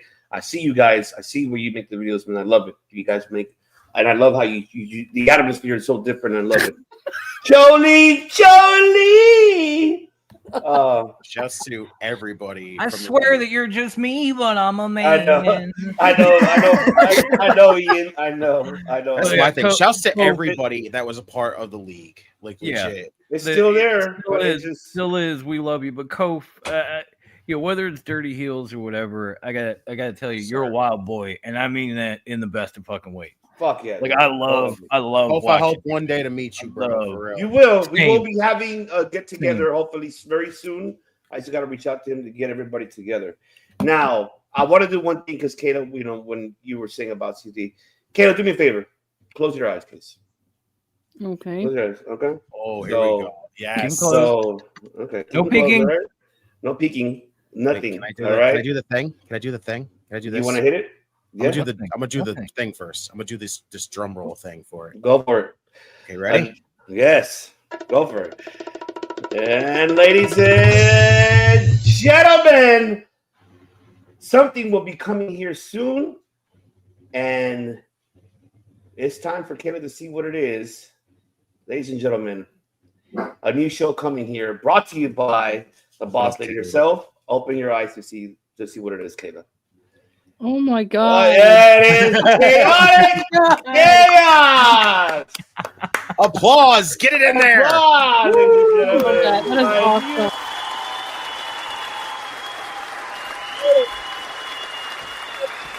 Oh, I love that. That's awesome.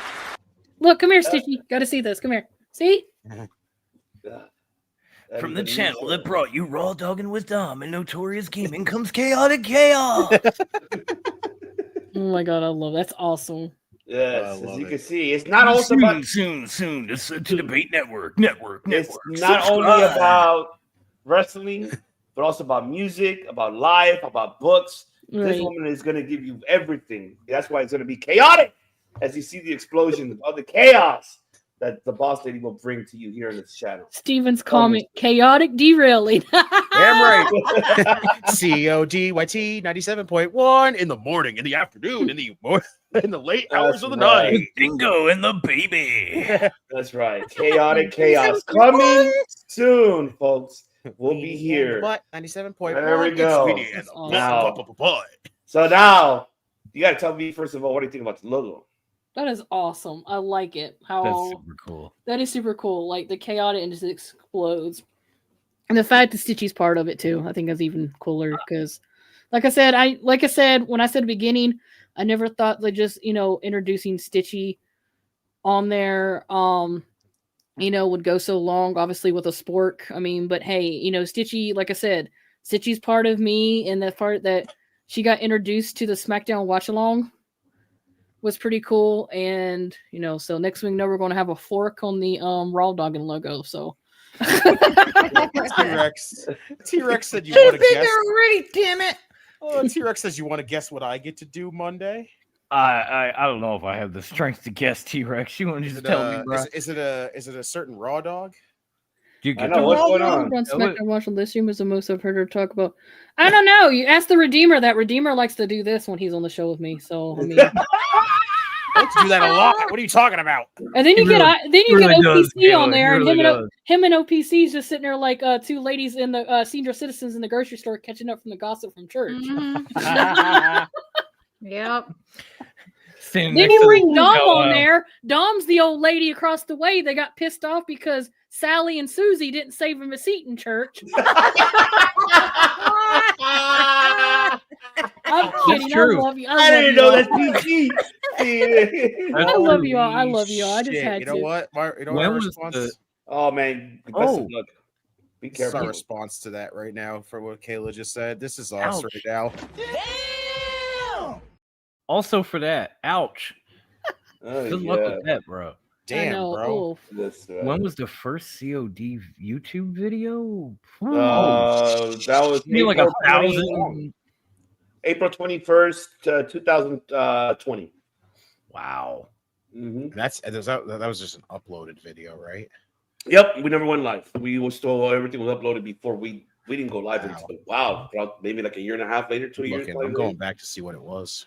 I'm going back. Yeah, it was like April I'm literally scrolling right now on my phone to see what the hell it was. Scrolling, bro. There's like 1,000. Scrolling. Found it. It was April or May around there. This is 5 years ago. First, yeah, 5 years ago. Yep. So. Wow. Yeah. It was just right now. It's just the introduction video. That's all it was. Oh man! Get better, bro. Please. Ooh. Good lord. Ooh. Jordan, who was the sassiest member? Are you pointing at me or Lady Psycho? Lady Psycho. I thought, wait, let me put it on. Tori's like, what? Why? Lady Psycho, damn, she's sassy sometimes. True. I know you ain't talking about me, girlfriend. She's the pure definition sometimes. So I'll snap my fingers. Even Chris said Lady Psycho. She got enough sass to match that ass. Trust me. Damn. Let's be honest. Chris will always say Lady Psycho. But it's true though. But you have to be sassy to say that. So. Oh, true. Very true. Oh, we got a chef's question. Look at this. Favorite video games? I mean, some of the ones I've played on this channel, that's for sure. Like favorite wrestling. All Out.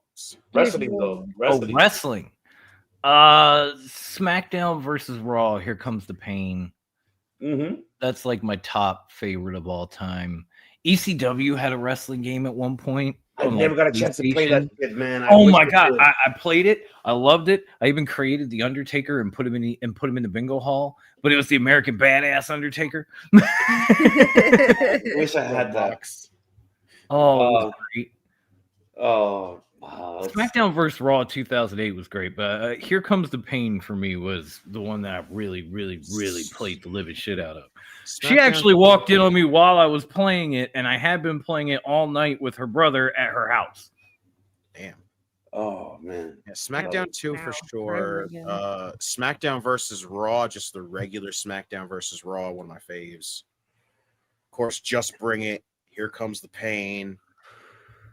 That's just to name a few. Like a lot of the 2K games are just kind of threes. Oh wow! No, Wentz. No. Give you that anyway, though. Oh my god, I love that. I love that. Let's see this. No mercy for me. Hi, Dr. Nix. What's going on, brother? What is that? What's good, bro? Hugs, bro. Oh man. Yes, sir. We're hugging you through the screen right now. Yes, man. We know what's going on, so. Absolutely. Hoping everything's okay. Rusty's gone. She What is walked it? in on you playing with her brother? Okay, that's out of context, though. That's out of pocket. Forget that. That's phone platform. Hold up. To the Rusty's comment and the way he said it, where's it at? Where's it at? Yo, what like, the fuck? Like, Hey, yo, what the fuck? There it is. Yeah, for real. Like seriously, that is not even what I said, Rusty. I'm gonna need you to breathe on the stabilizer right quick. Henry? What is going on? Love you, puppy. What is Like honestly. What kind of shit is that? Okay, there you go. Ben White asked a question. Were we surprised that Zack Ryder showed up last night? Mm-hmm. Zack Ryder. Actually, it was. Yeah, yeah, he did. He showed up. He showed up. He was LA. He was LA Knight's opponent. That was mystery. Yeah. Woo, woo, woo. We were doing something else. Gotcha. Yeah, my God, this is Blazer is brought to you by Blue Chew. Come here, bro. Yeah, there is no Blue Chew necessary. Okay. Agreed. Oh man, but and then I know Gabby. We answered the cookie one, but she's not asking our ice cream. Ooh, ice cream, chocolate peanut butter cup. Oh man, I was gonna say that, so I'll say mint chocolate chip. Yeah, they got peanut Favorite butter ice cream? Cotton candy flavored ice cream. Ooh, that sounds delicious. They got peanut butter pandemonium in a place by me, so that's an absolute go-to. But they also had peanut butter cookie, which was fucking delicious. Ooh. I know one of your favorites was Ben and Jerry's fish food. Yes, still What's is. what's in that? It's little chocolate like fish with caramel and Let's put marshmallows in. marshmallows. Yo, It's so good. that sounds delicious right now. She used to ask me this. She used to ask me for this shit every time I went to the store. I was like, "Were you smoking weed while I was gone? You didn't even share."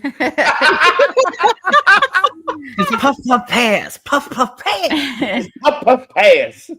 Why? Because she's still fish food. Is that why? So you were like, "Are you having fish food?" I'm going to the store. Oh, get some fish food, man. Like, why do you ask for it like that? You've been smoking weed. Oh, strawberry cheesecake. Oh, that sounds delicious too. Oh my lord.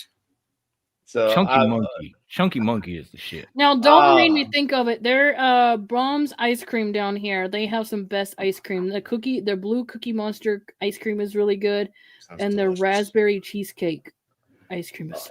Give me the strawberry cheesecake. Or the raspberry. I'll eat any type of cheesecake ice cream. Oh, Shit. me too. Oh, I love it. Even I would say, I know it's weird, but I love it. Pistachio and honey ice cream. I tried that. It's really, really Pistachio good. is good. I don't Yes, think it would be good, but it's good. It's really good. It's really good. Whatever you do not eat the pistachio ice cream. It has turn. Let's see. Yeah, I'm Let's see. The best clips of all time to mix your life. Tell me. I don't know. Yeah, there's so many. There's so many. I think there was one a while back of Ivan and I just singing horribly during a watch party, and I laughed my ass off watching it back. I'm like, we're so fucking stupid. Honestly, the one that's got me to fucking break the most was probably fucking She Bang! Fucking unexpected. Just fucking OPC breaks out, all of a sudden fucking William Hong, and I'm like, what the shit? It's stuff I wanted to make a clip out of that we never did. Like when we were on, I think it was Raw Dog, and we somehow brought up, or it might have even been a Dynamite, but we brought up like Joey Janela and all his sexy exes. Man, how do we put? I think we know, but we don't want to say it. And Kathy just turns and gets in the camera and goes, "Cause he's got a big fucking dick." Yes, I remember that. Dead. I remember that. Oh my God, we were fucking dying. Oh my God, she killed all of us. She fucking killed all of us that night. I was fucking stop. Cause she's sassy. Update, Kayla. Cross beat Idris Jackson, and Scarlett and Shotzi just beat Priscilla Kelly and Alley Catch. Okay, Bleach fans, sometimes I think you say this just to get a reaction out of people. If you eat a cheeseburger with a fork and a knife, I think you need to they're talking about favorite clip. Question your life. I will say this. The first time that I ever came on COD and this clip was played, I didn't know how to react to it. Okay, you'll see what I'm talking about. We use that for so much. Oh yeah. erectile deletion. It was like, wait. When that first was, I was like, wait, what the what? But honestly, I think my favorite current clip right now is got to be this. Hit the like button and subscribe, bitch. Oh, good. Thank you, Okada. And thank you, Eli. Oh my God! Really, you want to answer this question? Your favorite Shield member? Honestly, first is you. From favorite to least, who is your favorite Shield? First is you. Second is Seth. Long distance third is Roman. I'm the same way. I'm the same way how Papi Notorious is. I'm like that. Same answer. But see, that's the thing, John. I loved you before you were ever Dean Ambrose. I loved you when you were John Moxley in season Combat Zone. Yes. So when I saw you show up as part of the Shield, I was like, "Oh my God, it's Mox!" And there's Dean Ambrose. Like, who the fuck is that? Mine is Seth Rollins, John Moxley, and then him. Can I borrow your glasses for a minute? Mine, like I borrow your was glasses. Redeemer. Let me. One sec, Kayla. Well, technically, John Moxley was not in the Shield. Here, you can have them. I mean, technically, I'm with Notorious and Ivan. Well, actually, Dom said it, but I was actually a fan of Ambrose. Kind of learned who Moxley was before he became Ambrose, and then obviously, but it's been Ambrose, Rollins, and then I haven't really been a huge fan of Reigns. It was always the opposite with Mama Chaos. She would always be Reigns, Ambrose, and Rollins. So it was kind of funny. I understand the Mama Chaos because this one used to thirst over Roman Reigns, something awful. Oh, I still do. She's like those blue eyes. I'm like, they're fucking contacts. Yeah. So He's hot, but no, he's not a good wrestler. Yeah. Ooh.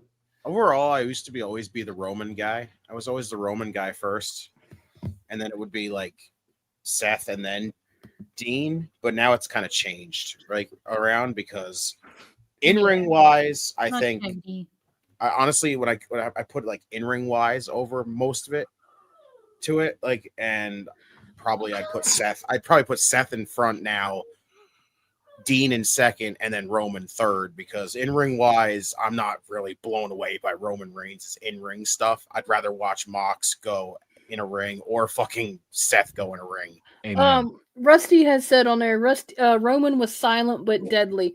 It made me think, a fart, bro. That ain't good. No.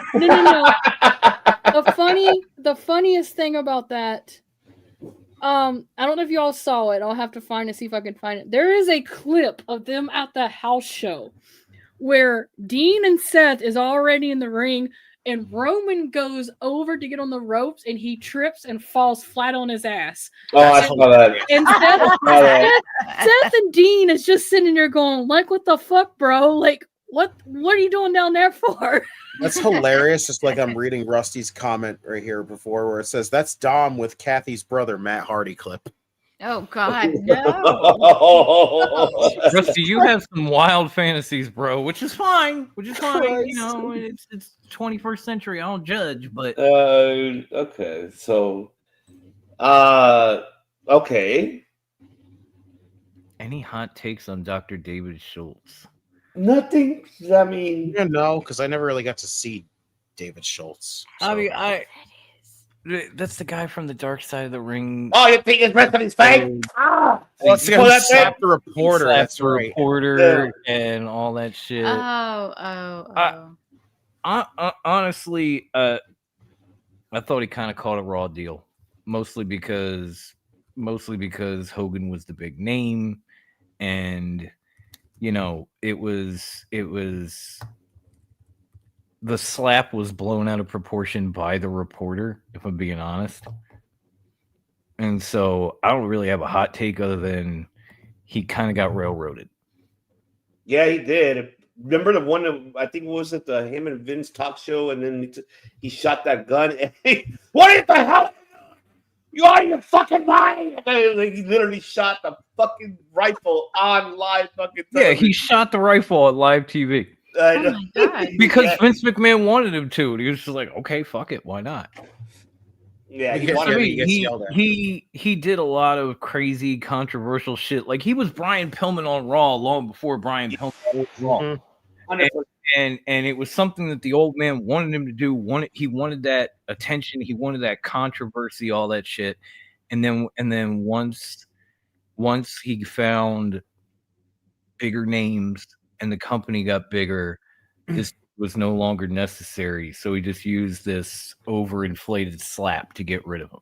Oh shit! Steven said he's a bounty hunter in real life. Holy fuck! Oh yeah, in real life. If you watch the Dark Side of the Ring episode, they actually go on a job with him where he tracks somebody down to skip bail.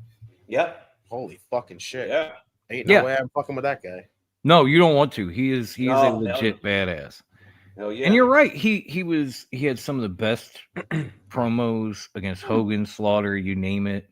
And you know, the company took off. Mr. T was interested, all this other stuff, and there was the slap, and then there was the other thing where I think it was Richard Belzer where he like choked him out on TV, like made him pass out. That was Hogan that did that. Oh, it was. Oh yeah. No. It was after the slap. Hogan choked out Belzer, and nothing happened. And even Schultz talked about it on the Dark Side of the Ring, where it was like, okay, so I slap a reporter, I'm gone. This guy knocks the fucking talk show host out on live TV, and he doesn't even get a slap on the wrist. What the fuck? It's because it's Hogan. He's the other fucking yeah. He can get away. He literally could have got away with murder, and at that point, and it would have been fine. Yeah, I think he was. I think Snuka literally did, and he was fine. And that's some bullshit to this day, and I'm still. I will always feel bad for Tamina. That's what I mean. You know, you could say, "Oh, well, you know, David Schultz was out of line. What the fuck did Superfly do?" And he was in WWE for like 25 years. I think he was originally going to beat Hogan for the belt. He was supposed to. Yeah, but then a lot of shit happened. That's when then Vince let him go. Probably a Hogan pulling a Hogan, and that don't work for me, brother. Yeah, because Lisa was saying about the promos. Yeah, WWE had, you know, it was WWE had blown the fuck up. You know, like Cyndi Lauper and Mr. T was showing up, and they were getting mainstream, and they were making more money, and plans changed. Now Hogan was the guy, and they were not going to put the belt on David Schultz because there was no money in that.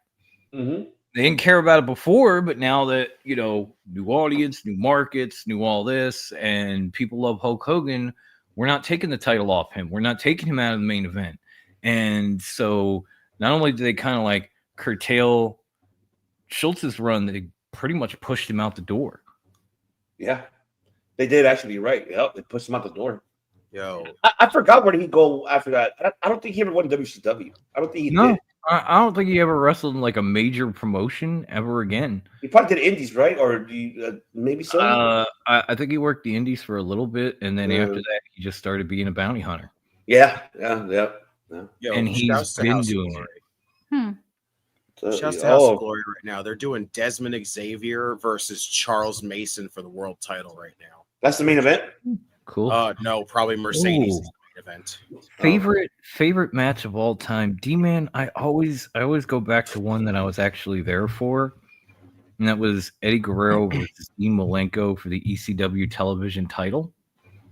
And it was a match where literally one of the drunk hardcore fans had started booing it and trolling it and everything else because it was like a catch as catch can technical wrestling match. And everybody else was into it. And people in my section saw this guy trolling it and literally grabbed him and drug him the fuck out of the arena. Damn.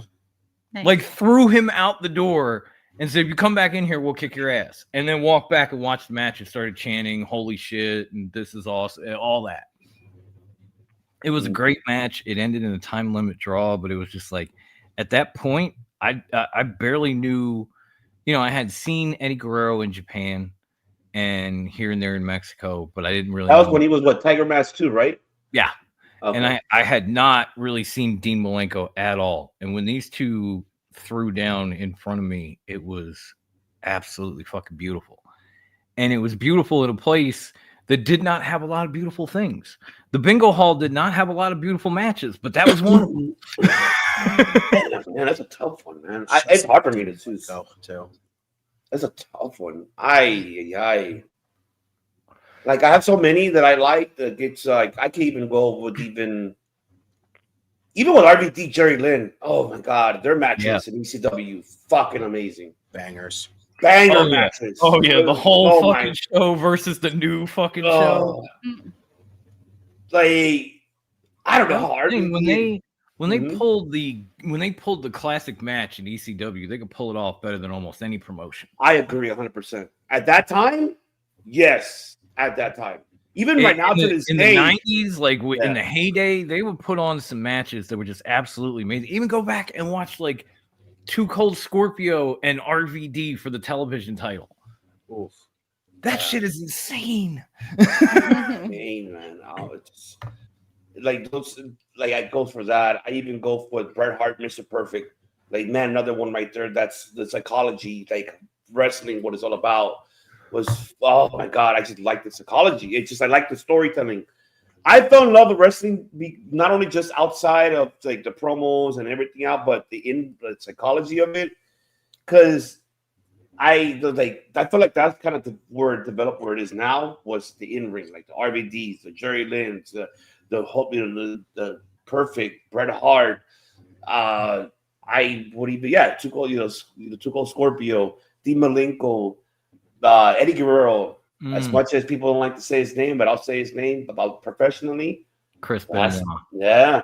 I mentioned him on that one too. You know, that's always scenario of just I love.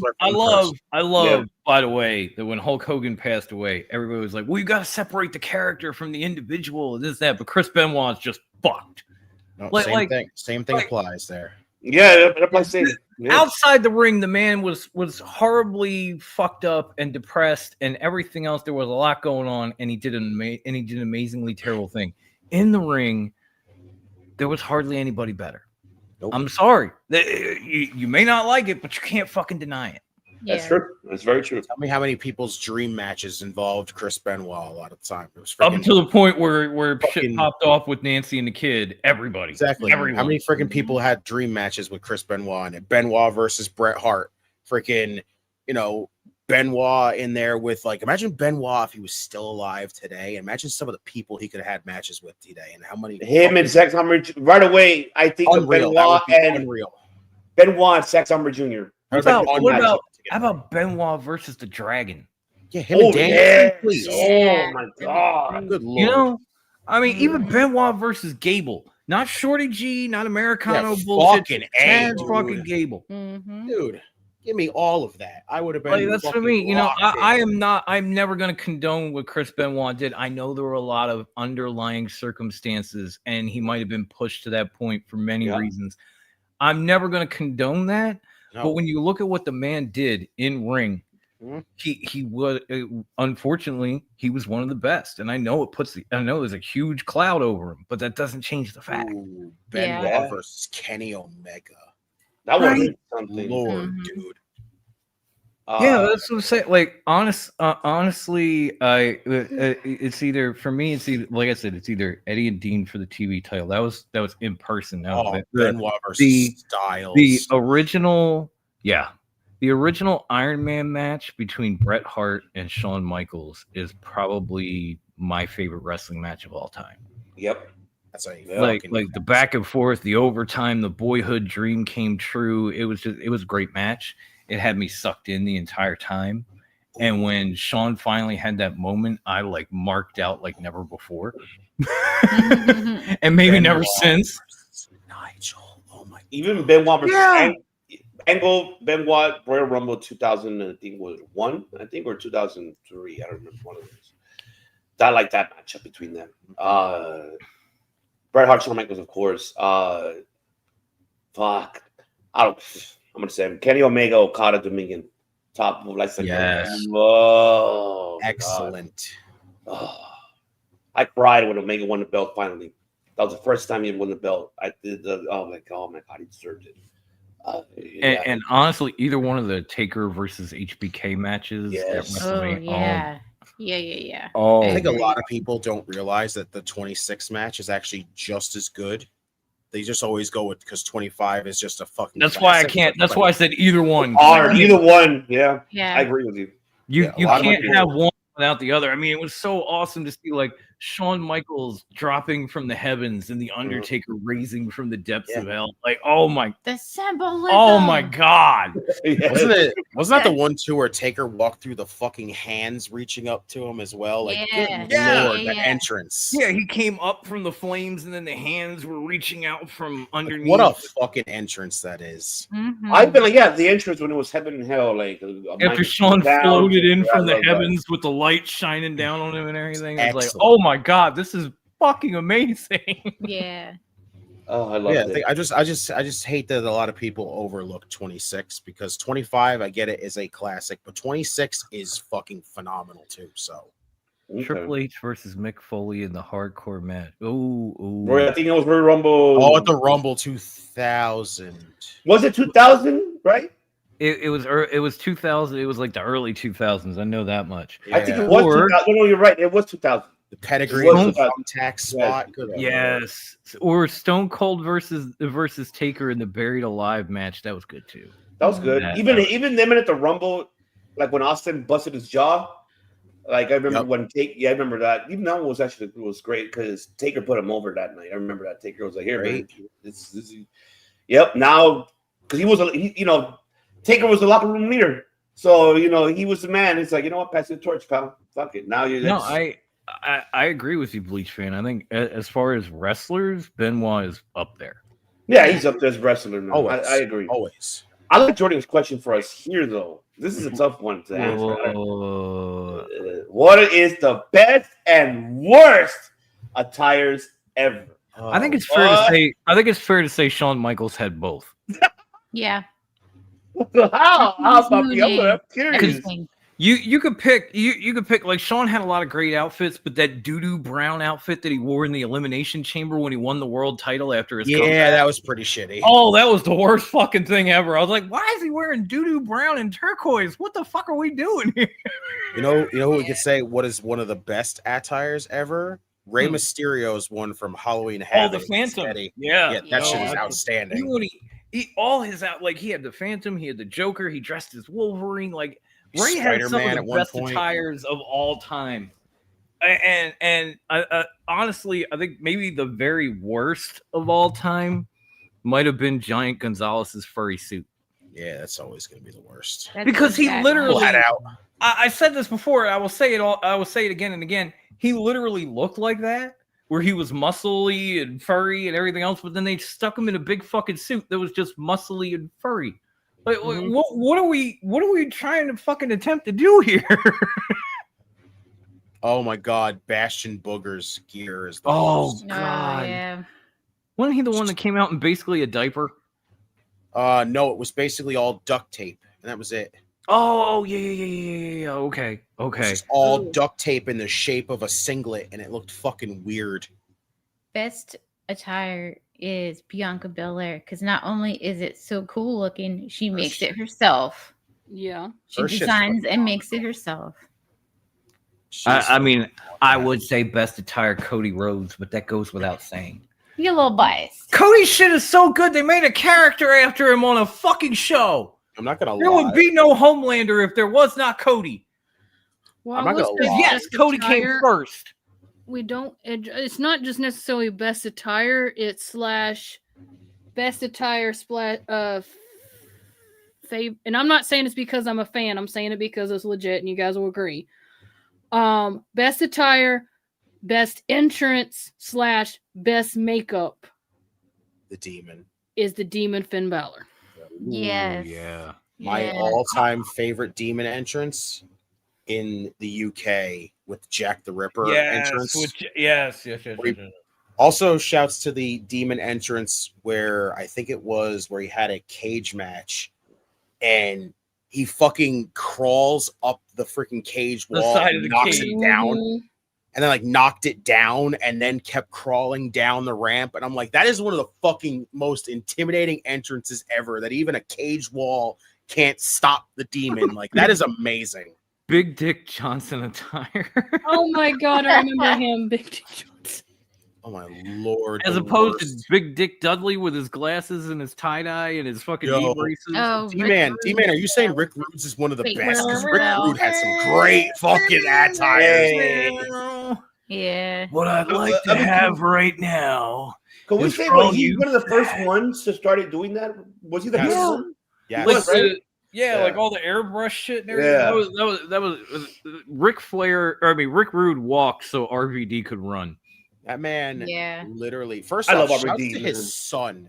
Shouts to his son doing the whole shtick when he inducted him in the Hall of Fame. That was fucking incredible. That was great. Oh yeah. What I'd like to have right now is for all you fat, out of shape, circle of debate douchebags is keep the noise down while I take off my robe. I fucking and love show that. the ladies what a real man is. Rest in peace, Rick Rude, the ravishing one. Talk about Rick baby. Rude. You like it, you know it. Okay, even D-Man said I was saying Rick Rude has the best attire. Thank God. I was about to say, Oh, wait a God. minute. No. This man's going to say it's the worst. Tensai has the worst. I'm sorry, man. Oh, Prince Albert, I'm Tensai was sorry. terrible. Kristen. Oh, Stitchy. Oh, God, Stitchy, clear your history. Oh my God. I just looked up Big Dick Johnson. Clear history. Clear your mind, too. Look Drink some away, alcohol. Stitchy. Look away. Look at me. Oh man. My Chris- phone to look at What's it. up, brother? Oh Lord. I have to see. Let's see. So sad. Yes. Worst is Tensai. What about Suicide from TNA? Well, I mean, who I fucking like plays Suicide. I like Suicide. Suicide Gear. He was a comic book. Well, he wasn't a real comic book, but he was a comic book guy come to life. You know, he's coming. He's coming. He's coming alive. I just couldn't figure out who the Will fuck they wanted Jordan, to play with. to say that right there, honestly, I would put him down on, I mean, pretty much every attire, his entrance and everything was awesome. But I will say he had some worse attire when he first debuted. Oh God, I'm the lost member of Demolition with on the Raw. freaking face mask and skirt. And the funny thing, he actually says in his book, his reaction was basically short and sweet, basically saying, "What the fuck? What the fuck is this shit?" Pretty much, what the fuck am I wearing? And where the fuck is my wife? Was pretty much his reply. Yeah, that guy. Oh, really? Dalton, Look away! Look away! Velveteen Dream. He had one of the best attires. I don't know about that. Velveteen Dream kind of stole his shit from Rick Rude, though. He did. He did. He's still his shit's still. There you go. Hell yeah! I love it. That's why Dare I love say it. she's sassy and iconic? Subscribe. There you I just have to point up. Oh man, So that looks like I'm acknowledging Roman Reigns in the process of doing that. So for me to acknowledge Kathy and Dom, I got to go this way. I just have to point up so I look like I'm doing this, and I'm just like, nope, I feel weird doing that. Because I'm not talking about Roman losing his tribal Air Force war. Well, hey, if I point to Ivan, I down. think I'm going for You Roman. can acknowledge the titties. That's it. Worst attire, Roman. Okay, fine, I have to do it this side then. Acknowledge them. I'm gonna send you the transparent one, Kayla, and then the non-transparent. Oh God, Abe Knuckleball Schwartz. Jesus fuck. Oh my God, Steve Lombardi, poor guy, Fucking man. Steve Lombardi. Oh, poor guy. Good old Brooklyn Brawler. Fucking. No, he will always, with all due respect, Steve-O, he will always be the Brooklyn Brawler. Always. Redeemer, leave my feature. Hey, I am not doing nothing. Okay, I'm just saying acknowledge them. Bro, these are better than the old. Mostly agree that he had nerfed overtime. Yeah, I mean, you could say I don't know about that. Let's see, Tensai worst attire. Let's see, what can we say? I mean, I don't know who else could say that the worst attire. Zack Ryder was okay. tights. Yeah, that was terrible. It was like he couldn't afford a pair of tights. Yeah. What about? I'm curious to know you guys' opinion. His attire when he was the manager, and then after when he started wrestling and partying up. That is, of course, you are so good to me. Oh, Talk God, about Rico. yes, Rico when he went on his own and he was. Rico was Dalton Castle's daddy. There, I said it. Oh yes. Literally, Rico walked so Dalton Castle could fly like a peacock. Yo, that is hilarious. What personal question did you? Which one, Rusty? Whoa, read my personal question, please. I didn't see a personal question. Oh, Steven, I forgot. Yeah, Big Vito wearing the dress in WWE. Oh God. Yeah, that was just dumb. Oh. Well, I mean, put it in a bowl and heat it up. Put it in a bowl, heat it up. And heat it up. Yeah, I have a guy at work that will come in. First of all, don't eat canned raviolis. Don't do that shit. Don't. That's disgusting. That's some Chef Boyardee bullshit. What the fuck? If I had to eat it, I would put it in a bowl and warm it up. But if you're gonna, definitely put it in a bowl, bro. Okay. All right. Now let's answer Rusty's question. Top 5 jobbers. I mean, Brooklyn Brawler's number 1. Poor guy. That's hands down. Just say any incarnation of fucking The Steve greatest Lombardi. jobber of all time, Brooklyn Brawler specifically.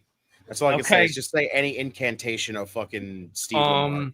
Iron Knuckleball Shorts. Lola! Girl. With yellow ribbon in her hair and a dress cut down to there. Sorry. Anyway, yeah, but Brooklyn Brawler, number 1, hands down. Barry Horowitz. That man was an amazing jobber. I remember he still came out with the fucking jacket on or whatever with the handprint on the back, and he would pat himself. Oh God. That was great. Iron Mike Sharp always made you believe he could win, but he never did. And Kurt Hawkins during that losing streak. God, I was never so ecstatic when him and Zack Ryder won the tag titles at WrestleMania. Right, That's in the streak. That's what made it so good because it ended That the horrible streak. And he talked so much shit. He had that stupid fucking outfit, the cane there. That might be one of the worst attires too. Yeah. Oh my God, James Ellsworth. Jesus fuck. No. Oh, no. Hell no. Fucking cleftless the no chin wonder. Stalker. Fuck that guy. Stalker. Fuck that guy. I'm trying hard to think of another job. I mean, Barry Horowitz. I said Barry Horowitz. Yeah, he did say He was the guy that patted himself on the back. Honestly, does Dolph Ziggler count as a jobber with all the enhancement he did? Oh, that's so sad. He used to do a lot of jobbing, so yeah. Like he jobbed out for everybody. He even jobbed out for Austin Theory when Daddy gave him the U.S. title. I saw Iron Mike Sharp. Oh my God, Leon Ruff. Yeah. Oh shit.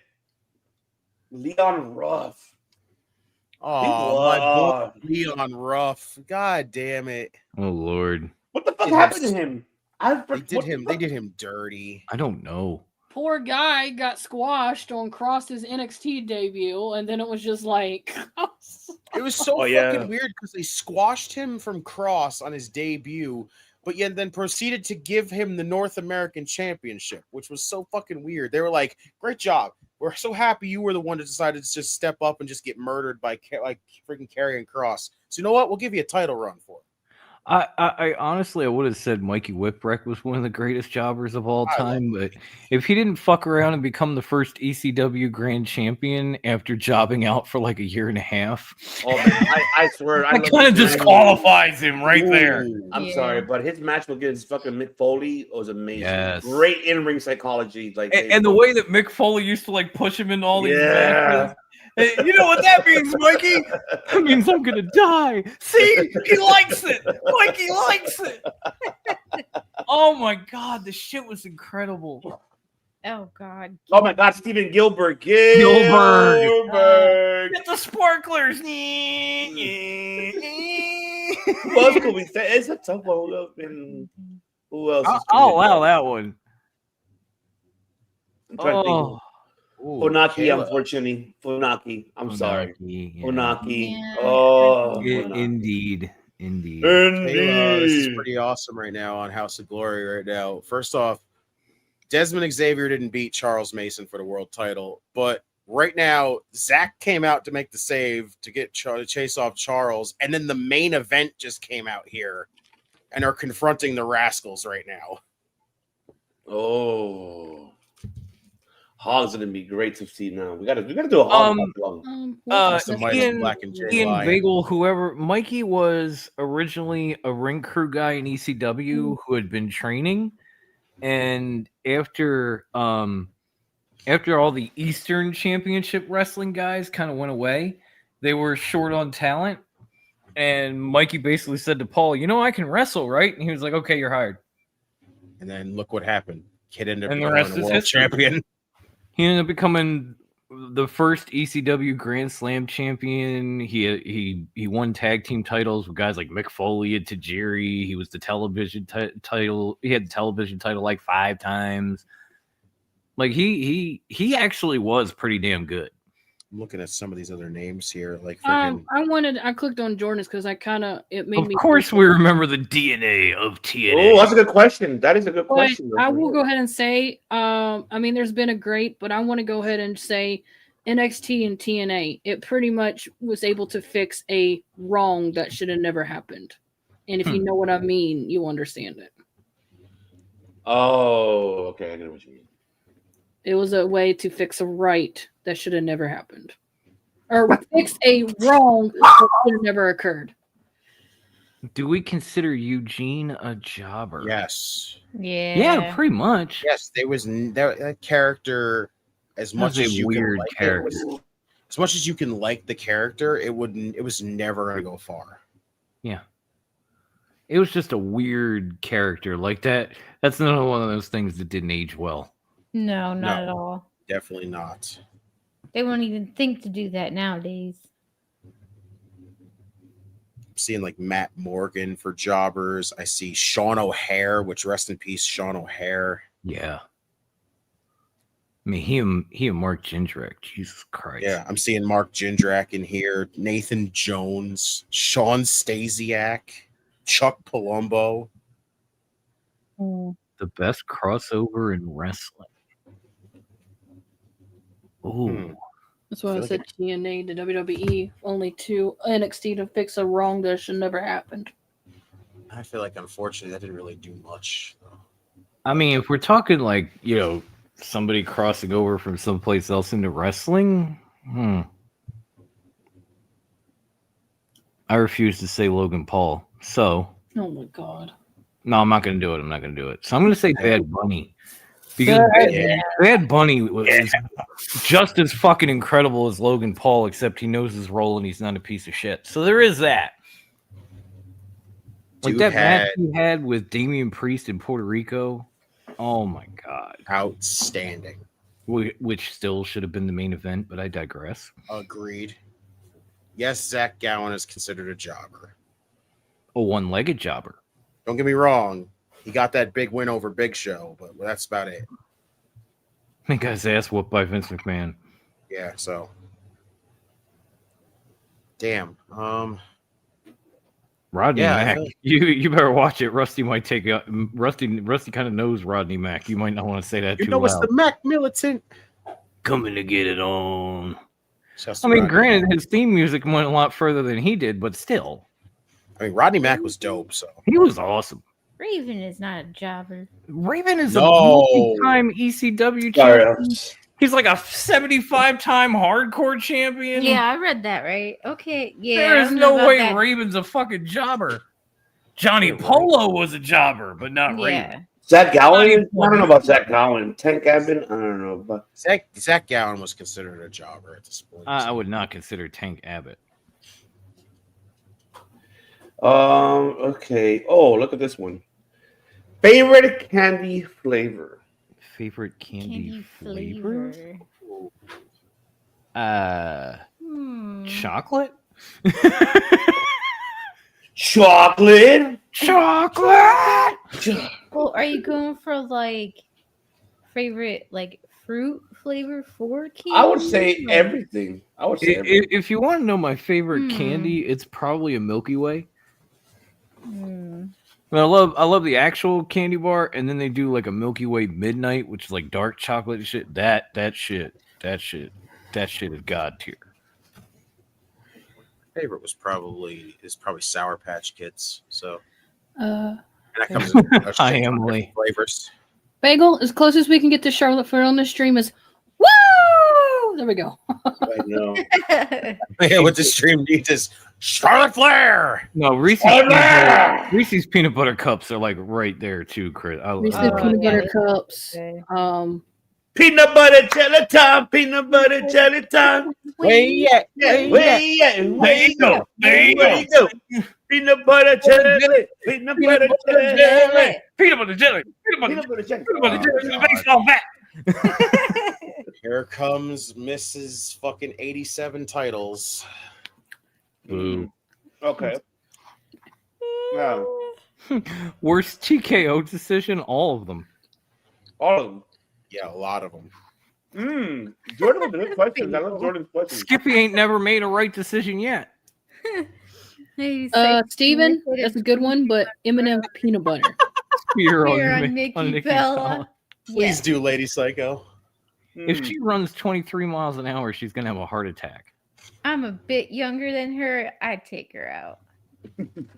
Oh, Rusty, I actually appreciate them things. He said strawberry and the ones that are wrapped like a strawberry that you found at your grandma's house. Ew. Yes, the little strawberry candies. Those things slap, actually. Those are so good. I love Skittles. Emily's singing peanut butter jelly time. See? It's raining tacos. Because I just ate Taco Bell. That's what. Brought to you by Taco Bell. It's raining tacos.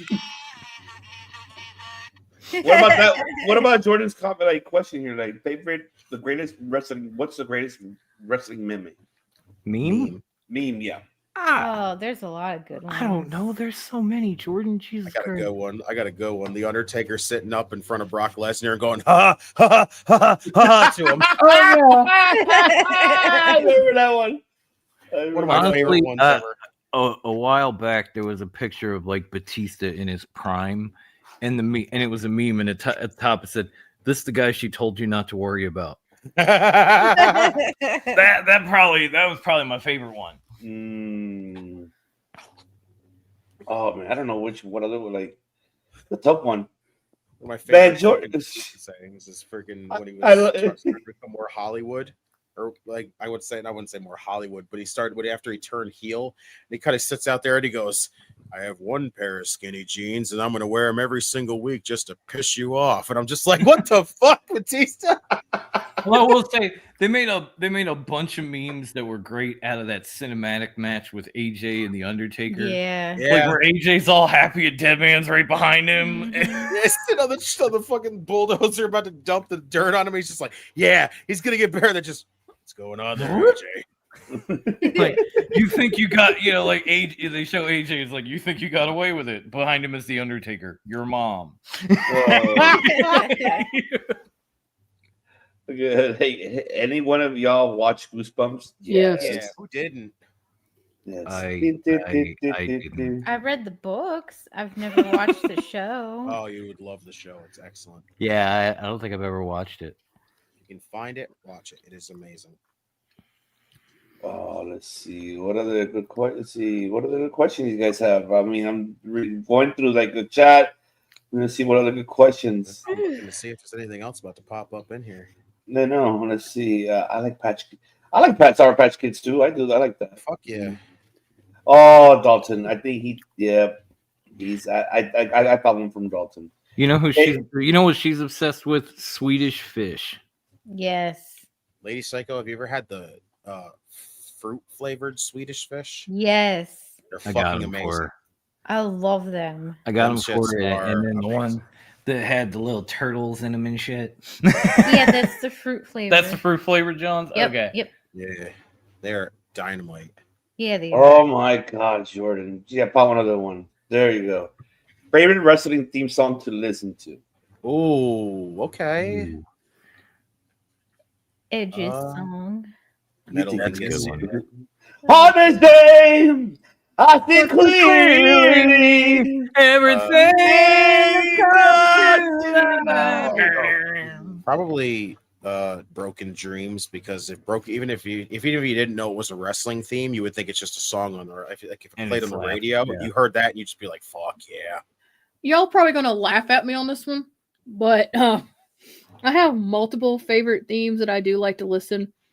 But there's one that I always end up going back to, and I don't know if it's because of the beat. I mean, don't get me wrong, I do love the guy, but the theme it's kind of funny. It's called Irish Ace by JD Madonna, or JD Madonna's theme song. I don't know what it is about that theme. It's like the theme. It's a damn good theme song, though. Yeah.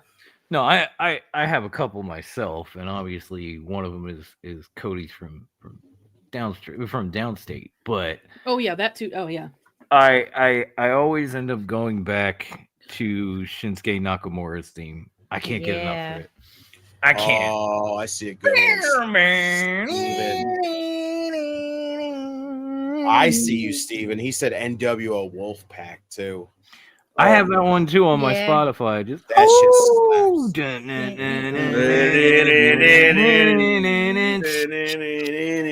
shit. Bro, they just sat here with the camera on fucking Mercedes the whole time. Did the fucking House of Glory ring announcer just announce every championship she has? They did that? That is insane if he just did. Don't know. Don't care. Okay. They literally had the camera on her the whole time as they were doing the Hit it, introductions. don't worry. I don't even want to hit that clip. That's all you need. I'll do it. Fuck it. That's what I'm gonna do. I got you. I don't care. But I do care about Bagel's comment. I'm an ass man. Bow. I'm an ass man. Bow. Bow. Which one I can listen to? Like I said it before. Like the Will Ospreay one. Like I'll be elevated. Yeah, and Ciampa's "No One Will Survive." Yeah, I love that one too. And I find myself playing this one all the time too. Oh yeah. The Devil's Trip for MJF. Oh yeah. I play my own remix of MJF's song. I like that one better. I'm better than you, and you know it. I'm better than. And Will Ospreay's New Japan. The what is it? The Rio Assassin is my alarm to wake up. Shinsuke's theme is my alarm. Steven said Hogan's Voodoo Child. That's Jimi Hendrix. Fuck Hogan. Jimi Hendrix, that was still one of his. That's his best theme song. I don't give a shit. Well, of course it was dope because it was Jimmy. Bagel, of course. I fell. I like turtles. I like turtles. I like trains. So will you? I mean, what's gonna be say fucking favorite theme song that I could listen to? I said it before. Billy Kidman. Yeah. I was just about to go back into my Darby remix. I don't sleep because my back caught fire. I hate creeps and I hate liars. Balor's theme, yes. Okay. Oh god, yeah, the thing. Catch your breath.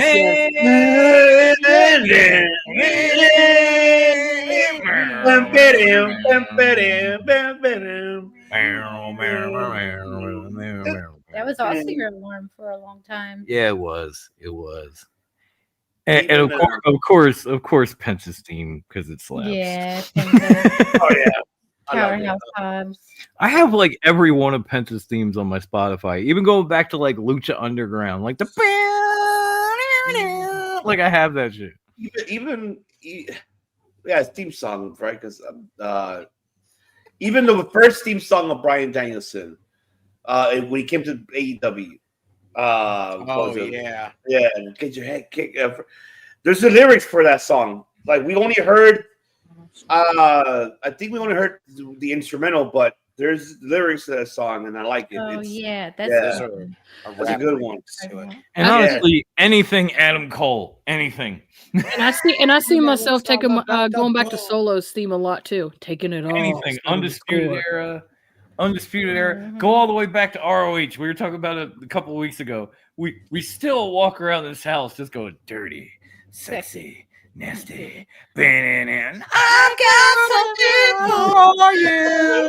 I love that theme song. Yeah, Also, you like the solo one? Is that what you sing the Pungo? Jake, you better ready, boy, because you're gonna be taking it all. Is that what it is? Is that what you do? That's why. Come on. Okay, And that's when Dango looks at her and goes, I've got something for you. Shout out to Pungo. We love him. We love you. honestly, freaking Kevin Owens' ROH theme too. Yeah. Unsettling differences. is one of my favorite ROH had theme some songs. bangers, just some absolute bangers. Like remember Red Dragon's old shit? Yeah. Yeah. Also, freaking. I'll give you a reason. Also, AJ Styles' "Get Ready to Fly." Get ready to fly. Yeah. I love that. Even though he fucking hates that song, which is AJ, that almost makes you not a real boy. What the fuck? Why do you hate that song? It's amazing. He hates that song. It's like how Maven hates his theme song. Even, Have you actually heard that theme it's song? it's like an old WWE theme song, but if you go back to like RVD's One of a Kind, I like that that. I like that one. Shit slaps. One of a kind.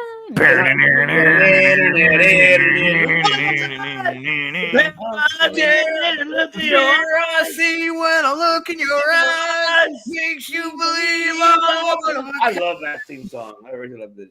I like Bagos too. When he said "End of Days" was awesome too. It was actually "End of Days" was actually awesome. Wait, is that Corbin's one that he had? The original one, yeah. Or is that Wade Barrett's from the whole I've had enough, I'll make them say? I'm or is pretty it sure that it's one? Corbin's. It had to be Corbin's. I mean, I like that one. me now. Either way, even if it's that one with Wade Barrett with the freaking, but if it's the I Bring the Darkness one from that Bagel's talking about, the I Bring the Darkness. That's Corbin's. That's awesome. Mm-hmm. And then Dalton's now asking this: what's your favorite food? Oh Jesus! There's categories. You got to specify. Two different things, basically. Sweet, Quesadillas and burgers, always. Here's a shocking answer from me: cheesesteaks. Yes, sir. I mean, fuck, like how Give me Kayla a cheesesteak. How Kayla said it a week ago. Like, man, I don't want to be Canadian parent. I don't give a damn. American, Hispanics, and yes, I'm Hispanic, girl. Yes, I am Mexican. So yes, I'm gonna get my motherfucking tacos. All right, here's my burritos. Oklahomians. Stitchy said stitch food. What? Cotton? Forky, what's your favorite food? Finger food. You know why? Because he's got fucking arms. Yes. Forky's favorite food, Stitchy. Wrong platform. Wait. Just get it in there. It's coming soon, folks. The wedding ceremony will be here live. Yes. Forky and Stitchy. It's gonna happen. It is gonna happen. But yeah, ROH had so many banger fucking themes back in the day. Oh man. Boss lady, what's your favorite food? You never answered the question.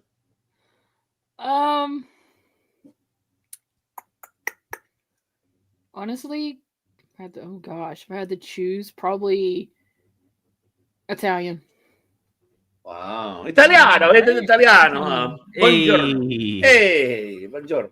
Hey, Copernicus, watching navigate yourself. Hey, forget about Stand it. there with your shirt. Come on, my Forkland man. I love you. Forkland man. Forkland man. He's a fork man. Hold up. Yes, I am. He's a real fork man. Dare I say that Stitch is my well, maybe not. He's not a fork. He's a spork. Oh, thank you. He's a Stitchy. She loves me. Jordan with the great questions. What's the best faction in wrestling? I mean, I gotta go with the Horsemen because they're the faction that basically started fucking factions. Yeah. Yeah. Like, you know, there may have been better after the fact, but without the Horsemen, you ain't shit. You know who I would say probably? The Heenan family.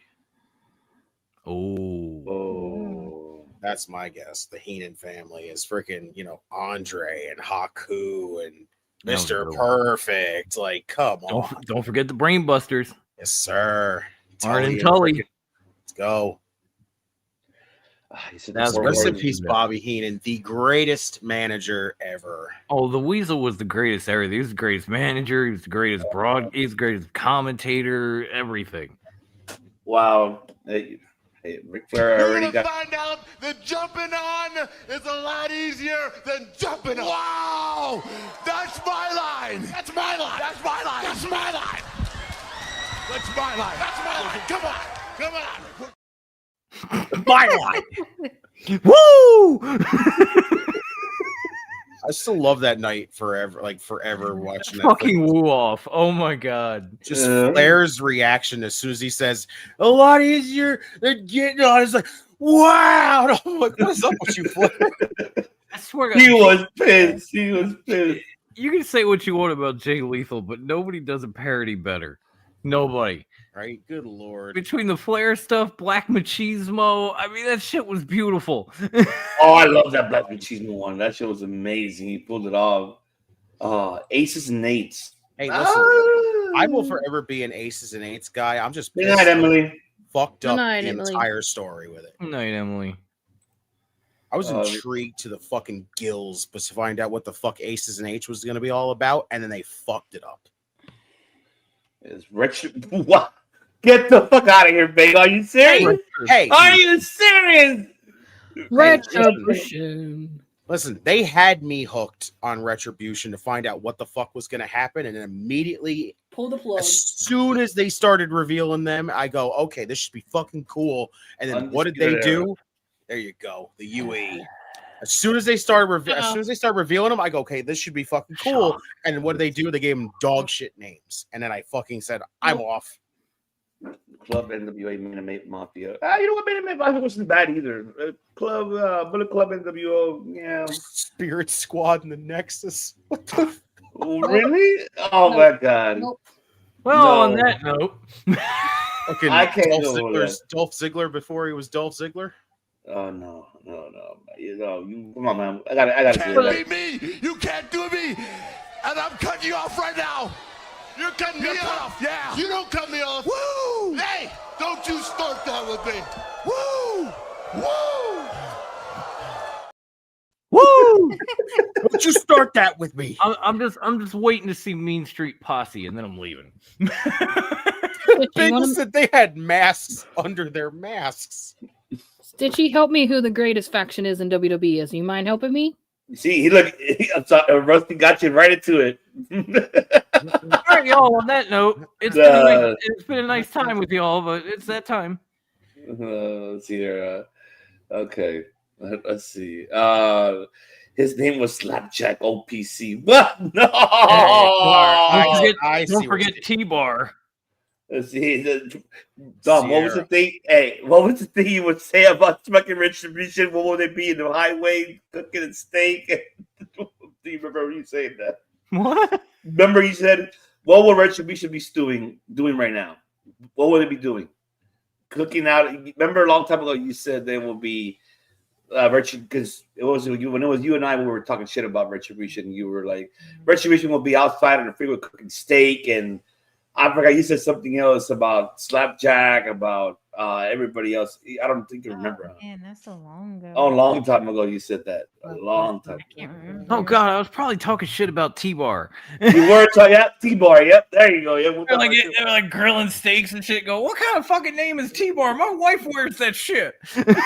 I still love how they had like fucking Urban Dictionary definitions of the names of them, and I'm like, what the fuck? They were like, oh, a T-bar, that's a freaking thing when like a woman's underwear, if she's wearing a thong and it hangs out above her pants, that's called a T-bar. And I'm like, excuse you? Why is that a definition? No, that honestly, Redeemer, that's been a thing since the days of Lita. And like, what the hell? The Slapjack, I'm not even going to get into because that one was like, that'll be wrong platform. No, Slapjack is a type of weapon that it's kind of like a billy club, like an old kind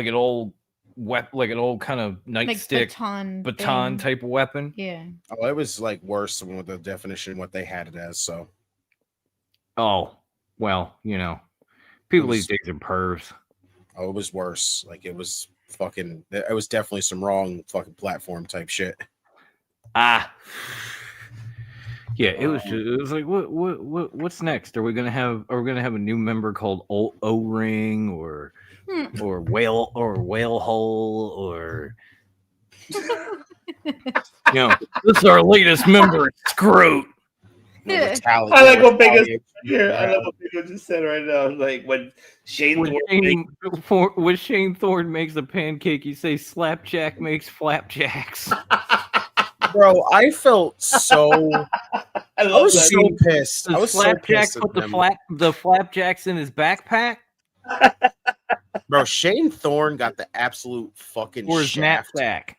Yeah, he got the absolute shaft in WWE because literally, friggin' what is it? What the hell? Oh yeah, TM61. They were in freaking NXT. They were like a hell of a freaking tag team in NXT, and then immediately, fucking his partner leaves to go back to Australia to fucking take care of his family. And then lo and behold, out of just nowhere, he shows up in New Japan. So I'm like, you just ditched your tag team partner. Yeah. Not even like it didn't even look like he like left for his family. It's like he literally just left to go to New Japan. So you left your partner high and dry to basically get fucking sucked into retribution. And then you guys just go back together like nothing happened. Yeah. Like Shane, I'd have fucked him up immediately. As soon as I saw him, I'd have been like, you left me for one of the worst fucking factions ever. And this is what I'm gonna slap the ever-loving shit out of you right now. No, Rusty, she is a little checked out, and honestly, so am I at this point. No, her internet went down, but I think we'll close it out right now. We'll close it out. Is great. Yeah. Oh, that was great. Let's see if she comes back on. I think her internet went down, but you're bullshit, Cox. I mean, always. I mean, it's another running joke on COD, but it's not really a joke. It's true. All right. I mean, let's end it in with this question here, because this is the biggest one that I've wanted to say for all of us. What is it that we are really thankful right now? As of right now, the biggest question is: are we even thankful? I mean, for what's everything in the world of professional wrestling, is there anything you guys are thankful for? I mean, there's always something. There's not much in 2025, but there's always something. Like there she is. I'm thankful that AEW seems to get it again, which is nice. Hey, I just wanted to come back in. It was not my internet. Whole apartment complex power just went out. Oh, shit. Son of a bitch. That sucks, Kayla. Yeah, Mom was on her, so, but we're going to go figure this out. We're lighting some candles now, but I just want to jump back on here. But it was fun while it lasted. I had fun tonight. So no, we had a blast, Kayla. I'll see you Monday. Go get some candles or go find a place with some lights or whatever the fuck you got to do. Well, at this point, it would be standing outside with their phones in the air at this point. Oh, Jesus. But I didn't want to come back in and just say what happened, because when I went on stream to comment, I heard you say, I think her power went out, or her internet went, fuck you, Cox. I was like, no, I'm going to go in here and tell them what happened. So. You're bullshit, Oklahoma Power Company. Oklahomians. We're going to power him. You are not my Oklahoma Power Company. But I mean, but yeah, Kayla, thank you, and we'll hopefully see you Monday. Just go get safe and set up, do what you gotta do. Yeah. We will. I just want to stop back in and tell you what was going on. So, but I love you guys. I'll see you Monday. We love you, Kayla. We love you, Kayla. All right. Bye. Bye. Bye. Bye. Don't end the stream. Yo, shouts to this woman that Mercedes is facing right now. She is 25 and she's from Malaysia. Okay. Shouts to Nor Phoenix Diana. She is killing it right now. But I mean, what was that? Oh, right. I was saying, I'm thankful that AEW seems to get it lately because they were going down a really shitty path, but they of course corrected nicely. I'm thankful that Maxine Dupree is actually becoming the female 1-2-3 kid. Oh my God! I wish you were here. I wish you were here. I would have hugged you because. I love that comparison. Honestly, Psycho. Oh, I said it on Mondays, man. I love that. I think it's about time because she's been busting her ass in the dungeon with Natty and clearly improving, and to see her get the best of Becky Lynch has been some of the best moments on wrestling television anywhere. Mm-hmm. And in this day and age, that is sorely needed. So I'm thankful for that. And I'm thankful that we still have this many options in 2025. Because like when I first started doing this, AEW wasn't even a thing, and like WWE was kind of meh. TNA was Impact, and they were struggling kind of hardcore. Like they bounced back a little bit, and Sami Callihan had a title, but at the same time they were doing like live shows at a mall on Twitch. Like it was not a good time, and things have kind of sprouted up from there. And the regardless of what you like, the industry needs the options, because then it forces the other promotions not to stagnate. And so I'm thankful that we have all these options. I mean, we've even gotten like Maple Leaf Pro now, and a few others have jumped in and made some waves, and that's awesome. Because that's what this business really needs. It's the competition that keeps, the promotions trying to figure out what to do next. Where's your next big moment? All that shit. So I'm thankful that we have all this out there. I'm thankful that TNA is back. I've said that I know they've been struggling lately, but the fact that they're TNA again, and they're actually like pushing towards something different. Maybe Kazarian is not different. I don't know if I agree with that, but that's another time and place. I'm just thankful that the options are out there. Oh my God! But it is your son. It is your son, and it's my nephew, because he is the handsome man on earth. KPG. Oh, just look at me. Look at him. Oh my goodness. Okay, I love that puppy redeemer. Anybody else? Could be an actual business and stop being a circus. Yeah, damn right. That's right, KPG. I mean, puppy or Lady Psycho. Anything thankful that you could be for pro wrestling? John pretty much said what I was thinking. Just that there's still options, and there has been a lot of good so far. So I'm just happy with that. I can tell you what she's thankful for. Sleep. Finn Balor's abs. Oh yeah. and Drew. Oh yeah.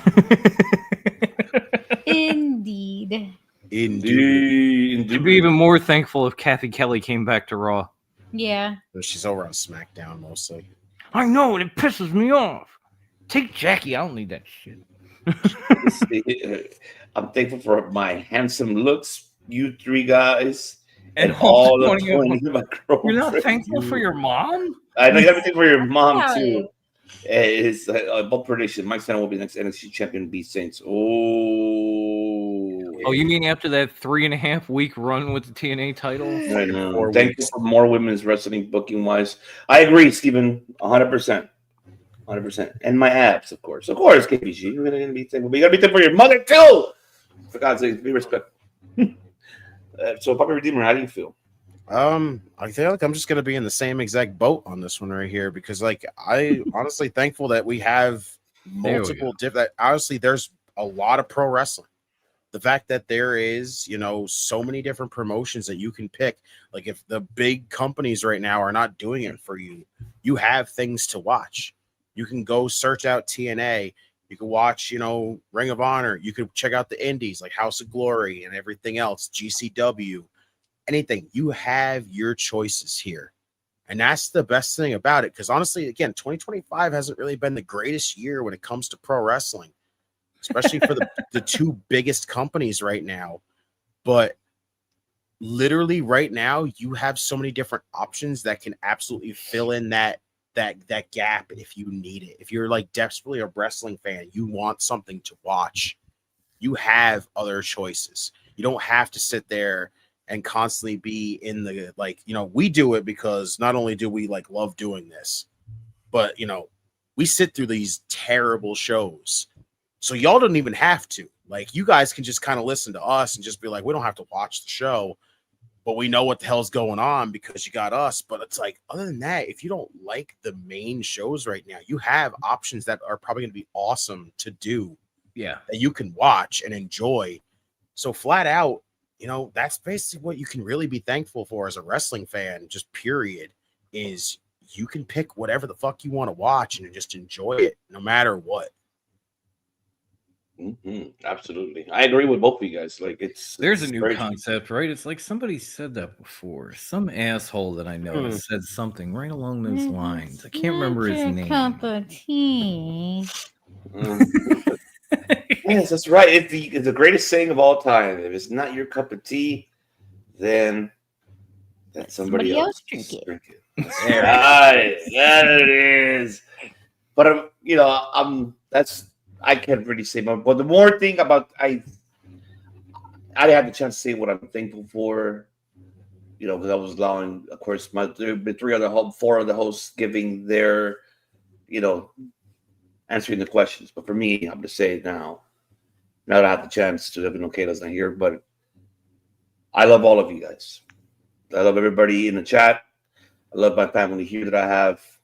This is my family. I don't have friends here, in where I'm living, it's gone. So it's like my family is here, and they kept me going, and they continue to keep me going. And likewise, it wasn't. I don't know what I would be if I would continue doing this. I don't know. Maybe go back to doing music, which I am. 2026, drumming's coming back again. I still got to start doing it again. Gotta do a lot more workout. So it just, gotta get back into it to do some. I maybe doing some drumming music on social medias to record myself, playing drums. I don't know. There's a lot of things, but a lot of things are happening here in this channel that we're gonna do a lot of difference. A lot of nothing will change. Everything will be the same. Nothing will be changes. You're surprised, folks. You got to see what it is going to be. So there'll be a lot upcoming for 2026. I'm just thankful, really, really, for my family here that I love from the bottom of my heart.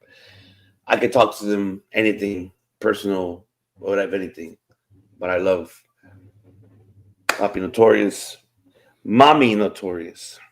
I love you, OPC. I love that. Mommy Notorious. Mommy Notorious. And Papi Redeemer. All of y'all mean a lot to me. A lot. Oh, likewise. A lot. Absolutely likewise. And I'm thankful for the boss lady. And we're thankful for you, Kayla. We love you, Kayla. I'm happy that you love your logo for your new show. Coming here soon, folks. I'm glad that you loved it. I'm excited for it. And man, I'm excited for the journey that we were having and what's next for us in this journey. You know, you guys made it happen, everybody in the chat. And y'all MVPs, we appreciate you guys for what you guys do. But I will be doing something for you guys in the chat too. Got some surprises for you guys for sure. I gotta just work on it, give me a little bit of time, and get you guys going. That's my wife, man. Like I tell her, man, this is like my serenity. This is where I'm able to, like how Bleach said, man, and everybody says in the chat, like, man, right here, we're able to conversate and have fun. That's what we do here. We're able to enjoy wrestling together. And that's what we do in this community, man. We bring this all about, is bringing it together. And I can't wait for the journeys that we're going to be having for next year. And I really love all of you guys. Thank you for believing in me and believing of what you guys been doing here. Always. Without you guys, none of this will be here. So this is you guys. Is not. I may be like, I always say, yes, you call me the Phil Jackson, of course, or because you are. But y'all are my Michael Jordan. Scotty! Yeah, you guys are my Kobe's and Michael Jordans. Like, oh, there you go. There you go. I have more titles than both of them put together. Yes. Jesus. Of course, Steven. We're thankful that you are part of this. We're definitely thankful for you, Steve-O. You have been amazing since the day you showed up. And I agree with everything that Ivan just said. You know, Kayla and I brushed over some moments and some places where, you know, where we weren't exactly feeling, you know, appreciated or, you know, even looked at as a human at some points. But I've always had faith in that man right there. That man has taken me to places and encouraged me to do things that I thought I could never fucking do. And so when he wanted me to come back here, that was clearly the answer. At the time, whenever that was the answer. There was even a point where I went to another channel, if you know, you know, and this man said to me flat out, if I knew you were going someplace, I would have told you, fucking come here, bro. And so, you know, it's something. Even before I got here, I have always loved OPC, even before he was OPC, and the things that he has motivated, encouraged, and inspired me to do. Sometimes I didn't even think I could do myself, but here I am doing it. So I love you guys. I'm glad that we have like the whole family back under one roof. And we're thankful for you too, Emily. Well, I love your dad, and I love you, Emily. Your dad's been the biggest supporting fan here. It's like Steven, everybody else in the chat, Brandon, and I'm thankful for all of this, for these guys. I'm thankful for the community that we have built and cultivated over the last, months, years, whatever. This is really a great, unique place to be. This is a place where you can come and hang out, whether you want to, like Redeemer said, whether you want to watch the show or not, whether you watch wrestling or not. If you want to come hang out and have some laughs with us, more than welcome to. And it's one of those places that we're going to enjoy our time. We're going to have fun, even if the show sucks. Because Lord knows we've been there, whether it's Monday, Wednesday, Friday, whatever the fuck day. We have sat through some stinkers in 2025, but I'm thankful that we're able to actually make those shows fun. Whether they want to make it fun for us or not, we're just gonna have fun. We don't give a fuck. Exactly. We're gonna derail. We're gonna sing. We're gonna talk other shit. We're gonna do whatever, but we're gonna have fun. I don't know any other channel out there that does it like that, and it makes me damn proud to be here and damn glad that I decided to come here. Because without it, I'd probably be done. Now I'm glad that I did what I did. And not only that, one thing I'm really like that brought to my eye, and I won't forget. I wasn't here for it, but these three family right here were here when it happened. When this channel hit 1K, Yeah, they made it happen right here. I mean, for Christ's sake, we got the first super chat ever on my birthday. Yes. Yeah, it was awesome. You know, like this has just been, regardless of the way wrestling has shook out, I'm just thankful for the year that we've had, because this is a place that I never thought I'd be. Like I'd gotten close to it, and then the rug was always pulled out from under me. And I figured, well, that's just not going to be me, but I can come over here and have fun with you guys, and that's good enough. That's cool. That's fine. I'm cool with that. And then all of a sudden, it's literally my birthday, and we're raw dogging, and people are sending super chats for the very first time. And I'm sitting here like, are you fucking kidding? Like, this is actually happening. And then we're here, and we hit 1K live, and it's like, this is seriously, I never thought. Because it 2 or 3 times I thought it was going to happen. Never did. Mm-hmm. It turns out the 4th time is the fucking charm. By then, I had given up. And we always have fun with you, Emily. You're the best. You're the best. You and Rusty, you guys are awesome. I always love the chat interactions with, hi, Dad. Hi, daughter. One of my favorite things to see in the chat every time. I love, like, what's for dinner, Dad? What's for dinner? I want Arby's. Oh shit. Oh my God. I am so sorry to hear that, Kayla. That's that sucks. Well, I'm glad you guys got the candles on though, Kayla. So that's good. It's because of Mother Nature. You're bullshit, Mother Nature. You're bullshit. You're bullshit, Mother Nature. And knock on wood, I hope this doesn't happen here with me too, because weather over here, California, you know how it is. I mean, Don knows how it is. Yeah. Oh no, I believe me, I get it. I get it. But it's just like there in other places, people like Kayla were made to feel unwelcome. In other places, my wife was made to feel unwelcome. Here, everybody's welcome. Everybody has fun. People realize how awesome Kayla is, or how cool my wife can be, and sassy. Apparently, we learned tonight, sassy. But one thing I'm happy for too is Lady Psycho, and now she's part of this. And you got fans. I told you. You got fans. You see, they respect you. They appreciate you. You see, I mean, she used to do this a lot when we did audio podcasts before YouTube, and then afterwards, not so much. And I kept telling her, like, you got to do this. Like, you're good at it. People like you. A sassy psycho. Yes, she is. Yes, I am. and she wouldn't. And then she tried on an old platform of ours, and she didn't feel very welcome for certain reasons, and that just pushed her away even further. Let's face it, a lot of people didn't feel welcome on that platform. A lot of people didn't. Regardless of how hard some of us tried, a lot of people. I told you. I've told you guys off air. I've told you. I'll tell you on air every single time. I was a part of that too, but I didn't feel like I was a part of it whatsoever, because once again, out for over a year. Out for over a year. Also, what do you think? And all I could do was that. So what do you think? I sat there going, shit. I don't feel like I'm just like I should be in this position. I don't feel like I should even be a part of this right now, because I can't do a fucking thing. Yeah, it's great to have a place like this where we realize that people like Redeemer are fucking awesome. People like Kayla are fucking awesome.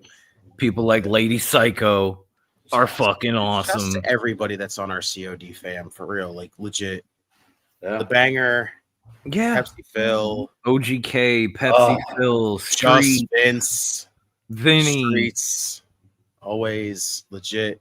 Of course, just like you guys, Kayla, Dango, Lady, always. Like even my son comes on this channel, and people just say hi to him and accept him and let him do his goofy shit in the background. And again, a shout to everybody.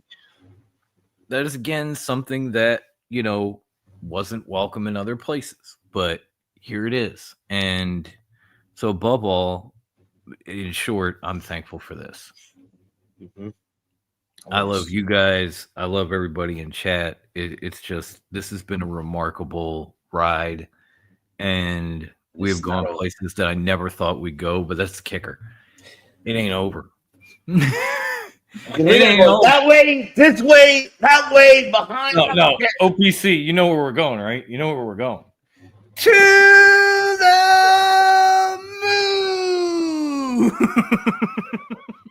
That is right, baby, because we're the Caucasian Triangle. That's what we are. Bang, baby. And we because there you go. Yeah, she said it. Let's go, y'all. Oh, let's go. That's what I fucking love. You're so sassy. That's it, though. I never got to say it, but like I said, I am always thankful for you guys. Because again, like I said, I didn't think I was even going to be able to do this period, let alone be able to come back. I never thought that was even going to happen. I always thought it was going to be extended out, and I would still be sitting on the sidelines doing that. And unfortunately, I still kind of have that feeling. Sometimes, occasionally, like there's some stuff that happens, I'll say it flat out, in my life that I feel like I'm going to end up back in that scenario again. And I'm going to be out for over a year again. And I'm going to be missing this shit like fucking crazy. And I fucking hate every bit of that. Because, like I said, you guys are not just friends. You guys are family. And again, I love everybody that's here on this channel. I love everybody else that I've ever been on their show. I love everybody in this chat that has basically become our regulars, the new faces that pop in this chat and just show love and hang out and enjoy everything and just get a fucking laugh out once in a while, because even when we're not paying attention to the show because it's not really drawing our attention, we're sitting here just trying to laugh and act like a bunch of fucking goofballs. And you guys are sitting in the chat laughing your asses off in there too the whole entire time. And it is just an unbelievable sight to see, again, the growth that this channel has seen or here in honestly such a short period of time is unbelievable. Absolutely unbelievable. And that's what I love that y'all three and the rest of the crew does, you know. And believe me, and I always say this because I was told this, you know, this catchphrase, and it's true. Life is like a chess game. There's always going to be something in front of us for us to overcome and get ready for that challenge and get ready for the next one that is waiting behind that one that you're just dropping down and get ready for the next one until you get to your destination. It's all, see, you are a great person. But in life, everyone, you face that challenge with a positive mindset. Regardless of how the day goes and everything, you face it with a positive mindset because you don't overwhelm yourself all at once. You face your challenges one at a time, day at a time. So when you face all of that, you face all of that. Mm-hmm. Yes, we are the misfits that come together. The island of misfit toys. Yes, we do. Yes. And then I call dibs on the train with square wheels. I want to be the airplane that doesn't have any propellers. I don't remember the toys, but I'm gonna pick one that's an animal of some sort. Wasn't it like? Right. Wasn't there one like was like a zebra with spots or something like that? She's gonna be the unicorn with the missing squeaker. Yeah. That's Life right. is like a box of chocolates. Life's like You a never know box what of you're chocolate. gonna get. You don't know. I will immediately point to Rocky Balboa because that speech is so fucking accurate. Good night, Emily. Love you, Em. Nothing hits harder than life. Yep. It will put you down and keep you down if you let it. Yep. But it's not about how hard you hit. It's about how hard you can get hit and keep moving forward. How much you can take. And everybody on this channel has been beaten down by life and stood right back up and looked life right in the eye and told them you hit like a bitch. Everyone. I love that. Hell yeah. Every fucking person on this channel, Lady Psycho included, has been hit as hard as we could be hit by life and gotten right back up and got right nose to nose with it and said, you hit like a bitch. I love it. And what do? We keep moving forward. That's how winning is done. And that's how 1,180 of you are here with us. And continuing to grow to the road to 2K. Yes. So that's what this is all about. You know, you guys keep it going. You guys keep us going. And that's what I love. Good night, Em. Good night, man. And yeah, we have our challenges. But we then, we face them. And then when we come here, this is not, we're in the ring. Let's go. And we keep it going. And because you know why, life, you hit like a bitch. Rocco popping in with a question. Favorite era of wrestling? Ooh. Oh, dear God. I will say it flat out, and I know a lot of people. There might be some people that agree with it. The ruthless aggression era. It was to me. I'm not saying you're wrong because that's why we wouldn't have the Cenas, the Ordens, the Batistas, or like Brock Lesnar. Yeah, even Lesnar. Honestly, yeah. Rocco, I'm gonna say the Attitude Era, but not because of WWE. It's because again, I grew up in South Philly, and I grew up going to the bingo hall, and I grew up going to ECW shows, and I loved every fucking second of it. And there will never be another time like that. Like you go back to the Attitude Era, you could say, yeah, for every one major moment, there were like 10 fuck ups. But with ECW, they were almost 1-to-1. Ooh, like Steven. Every time they fucked up, they came up with something amazing. Like Crockett Era was good too. Don't get me wrong. Look at you with the old. They did have really good shit. The Hardy Race era of that time, the Crockett's. Even that. It wasn't in WA. I think the steel cage match between, I think it was Magnum TA versus Tony Blanchard for the United States Championship. I think it was. I think so. Shit, you want to see one of the best old school fucking matches ever right there? Watch fucking Piper and fucking, I believe it was Greg Valentine in the fucking dog collar match. Yeah. That, oh my God, that out was fucking standing. And you love it. Hell fucking yeah. Kayla says she's the elephant with spots. There you go. I'm the elephant with spots missing half its trunk. I'm gonna look up Easy there, Spartacus. We never bully you. You fucking love it. and you love it. Keep doing that shit. You're gonna you gotta do super chat. Tell you that right now. The early to late 90s were probably my favorite time just because of ECW and being able to grow up with it in my backyard. That was absolutely unbelievable to watch play out. I was so sad when it went away. I really was. It was a huge part of my life. I was in attendance for so many things. I wrestled in that bingo hall. Hey, kudos to you. I can't believe he did it. And he did it, folks. This man did it. His boyhood dream has come true. To find out one day that like it's gone. Especially at the time, like they were on network TV. They had lost a couple of guys, but they were working their way through it, and then all of a sudden, like Raw has taken their spot, and they're done. It was ultimately deflating, but that ride for like 6 years was fucking incredible.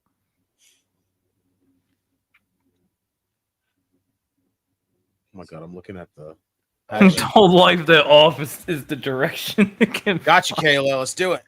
Do it. Oh, one more time. Hit it. Off is the direction you can fuck. About the only decent thing that Dwayne has done in the past decade or two. Fuck him, but yeah. I want you to know I actually looked up the fucking toys on the Island of Misfit Toys to see which one. I am too. Oh, Jesus Christ. There's a piggy. There's actually a piggy bank with no slot. That's you. Send me a picture of that. I want to see because the piggy bank with no. It was either that or a bird that swims. That's me. No, you could be you could be the water pistol that squirts jelly. Fuck, I'll take it. If it shot hot sauce, it would be perfect. I know. Hell yeah. I forgot about that one, Steven. Yes. Oh my God, I forgot about that. Dangerous Alliance was a great fucking faction. That was a great thing. Another one of those mind of Paulie things, man. It was. Like You gotta Bobby give it a Heenan bump. is right here. Paulie is like right there. Yeah, no, I'm with you 100%, Bobby. 100%. Hell yeah. I'm the piggy bank with no slut. That's what I said. See that, or you could be the kite afraid of heights. The kite afraid of heights. I couldn't. I'm not afraid of heights. Oh God, really? I used to dive out of balconies. You think I'm afraid of heights? You talked about me, Rocco, because I'm Latino. Is that what it is?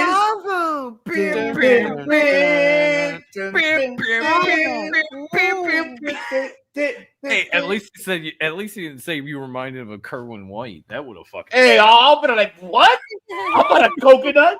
Hell no, I'm not a coconut. You're a cowboy who rides an ostrich. I'm a cowboy who rides an ostrich. Okay. Hey, on a steel ostrich I ride, and I'm wanted,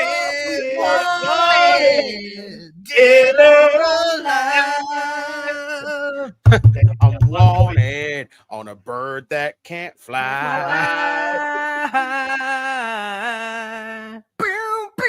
Oh, man. Hey, again, chat, put your last question before we go ahead to close it out here.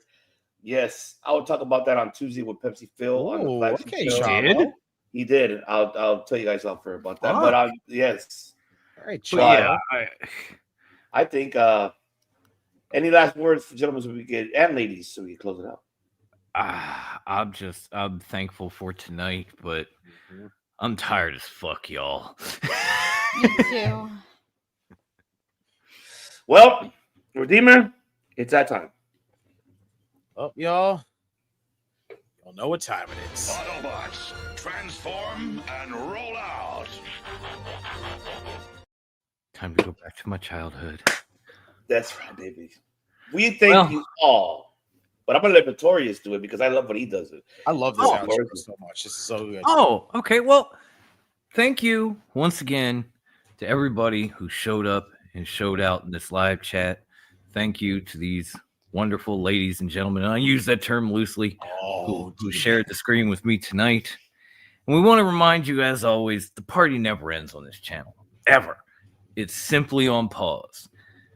Come back, maybe tomorrow night we will have a watch party. She has a work thing that might run into that, but I don't know yet. It's some of the boogeyman at your It's kind of a last second thing. We'll talk about that. Even if we don't, come back Monday for Raw Dogging with Dom. And friends. With benefits. Tuesday NXT, Wednesday Dynamite. You know the drill. And before you leave, make sure to smash that like button, subscribe, turn those notifications on so you can be the first person in this chat, and hit the links in the description to follow us all over social media, order your merch, catch our audio podcast platforms, the whole nine.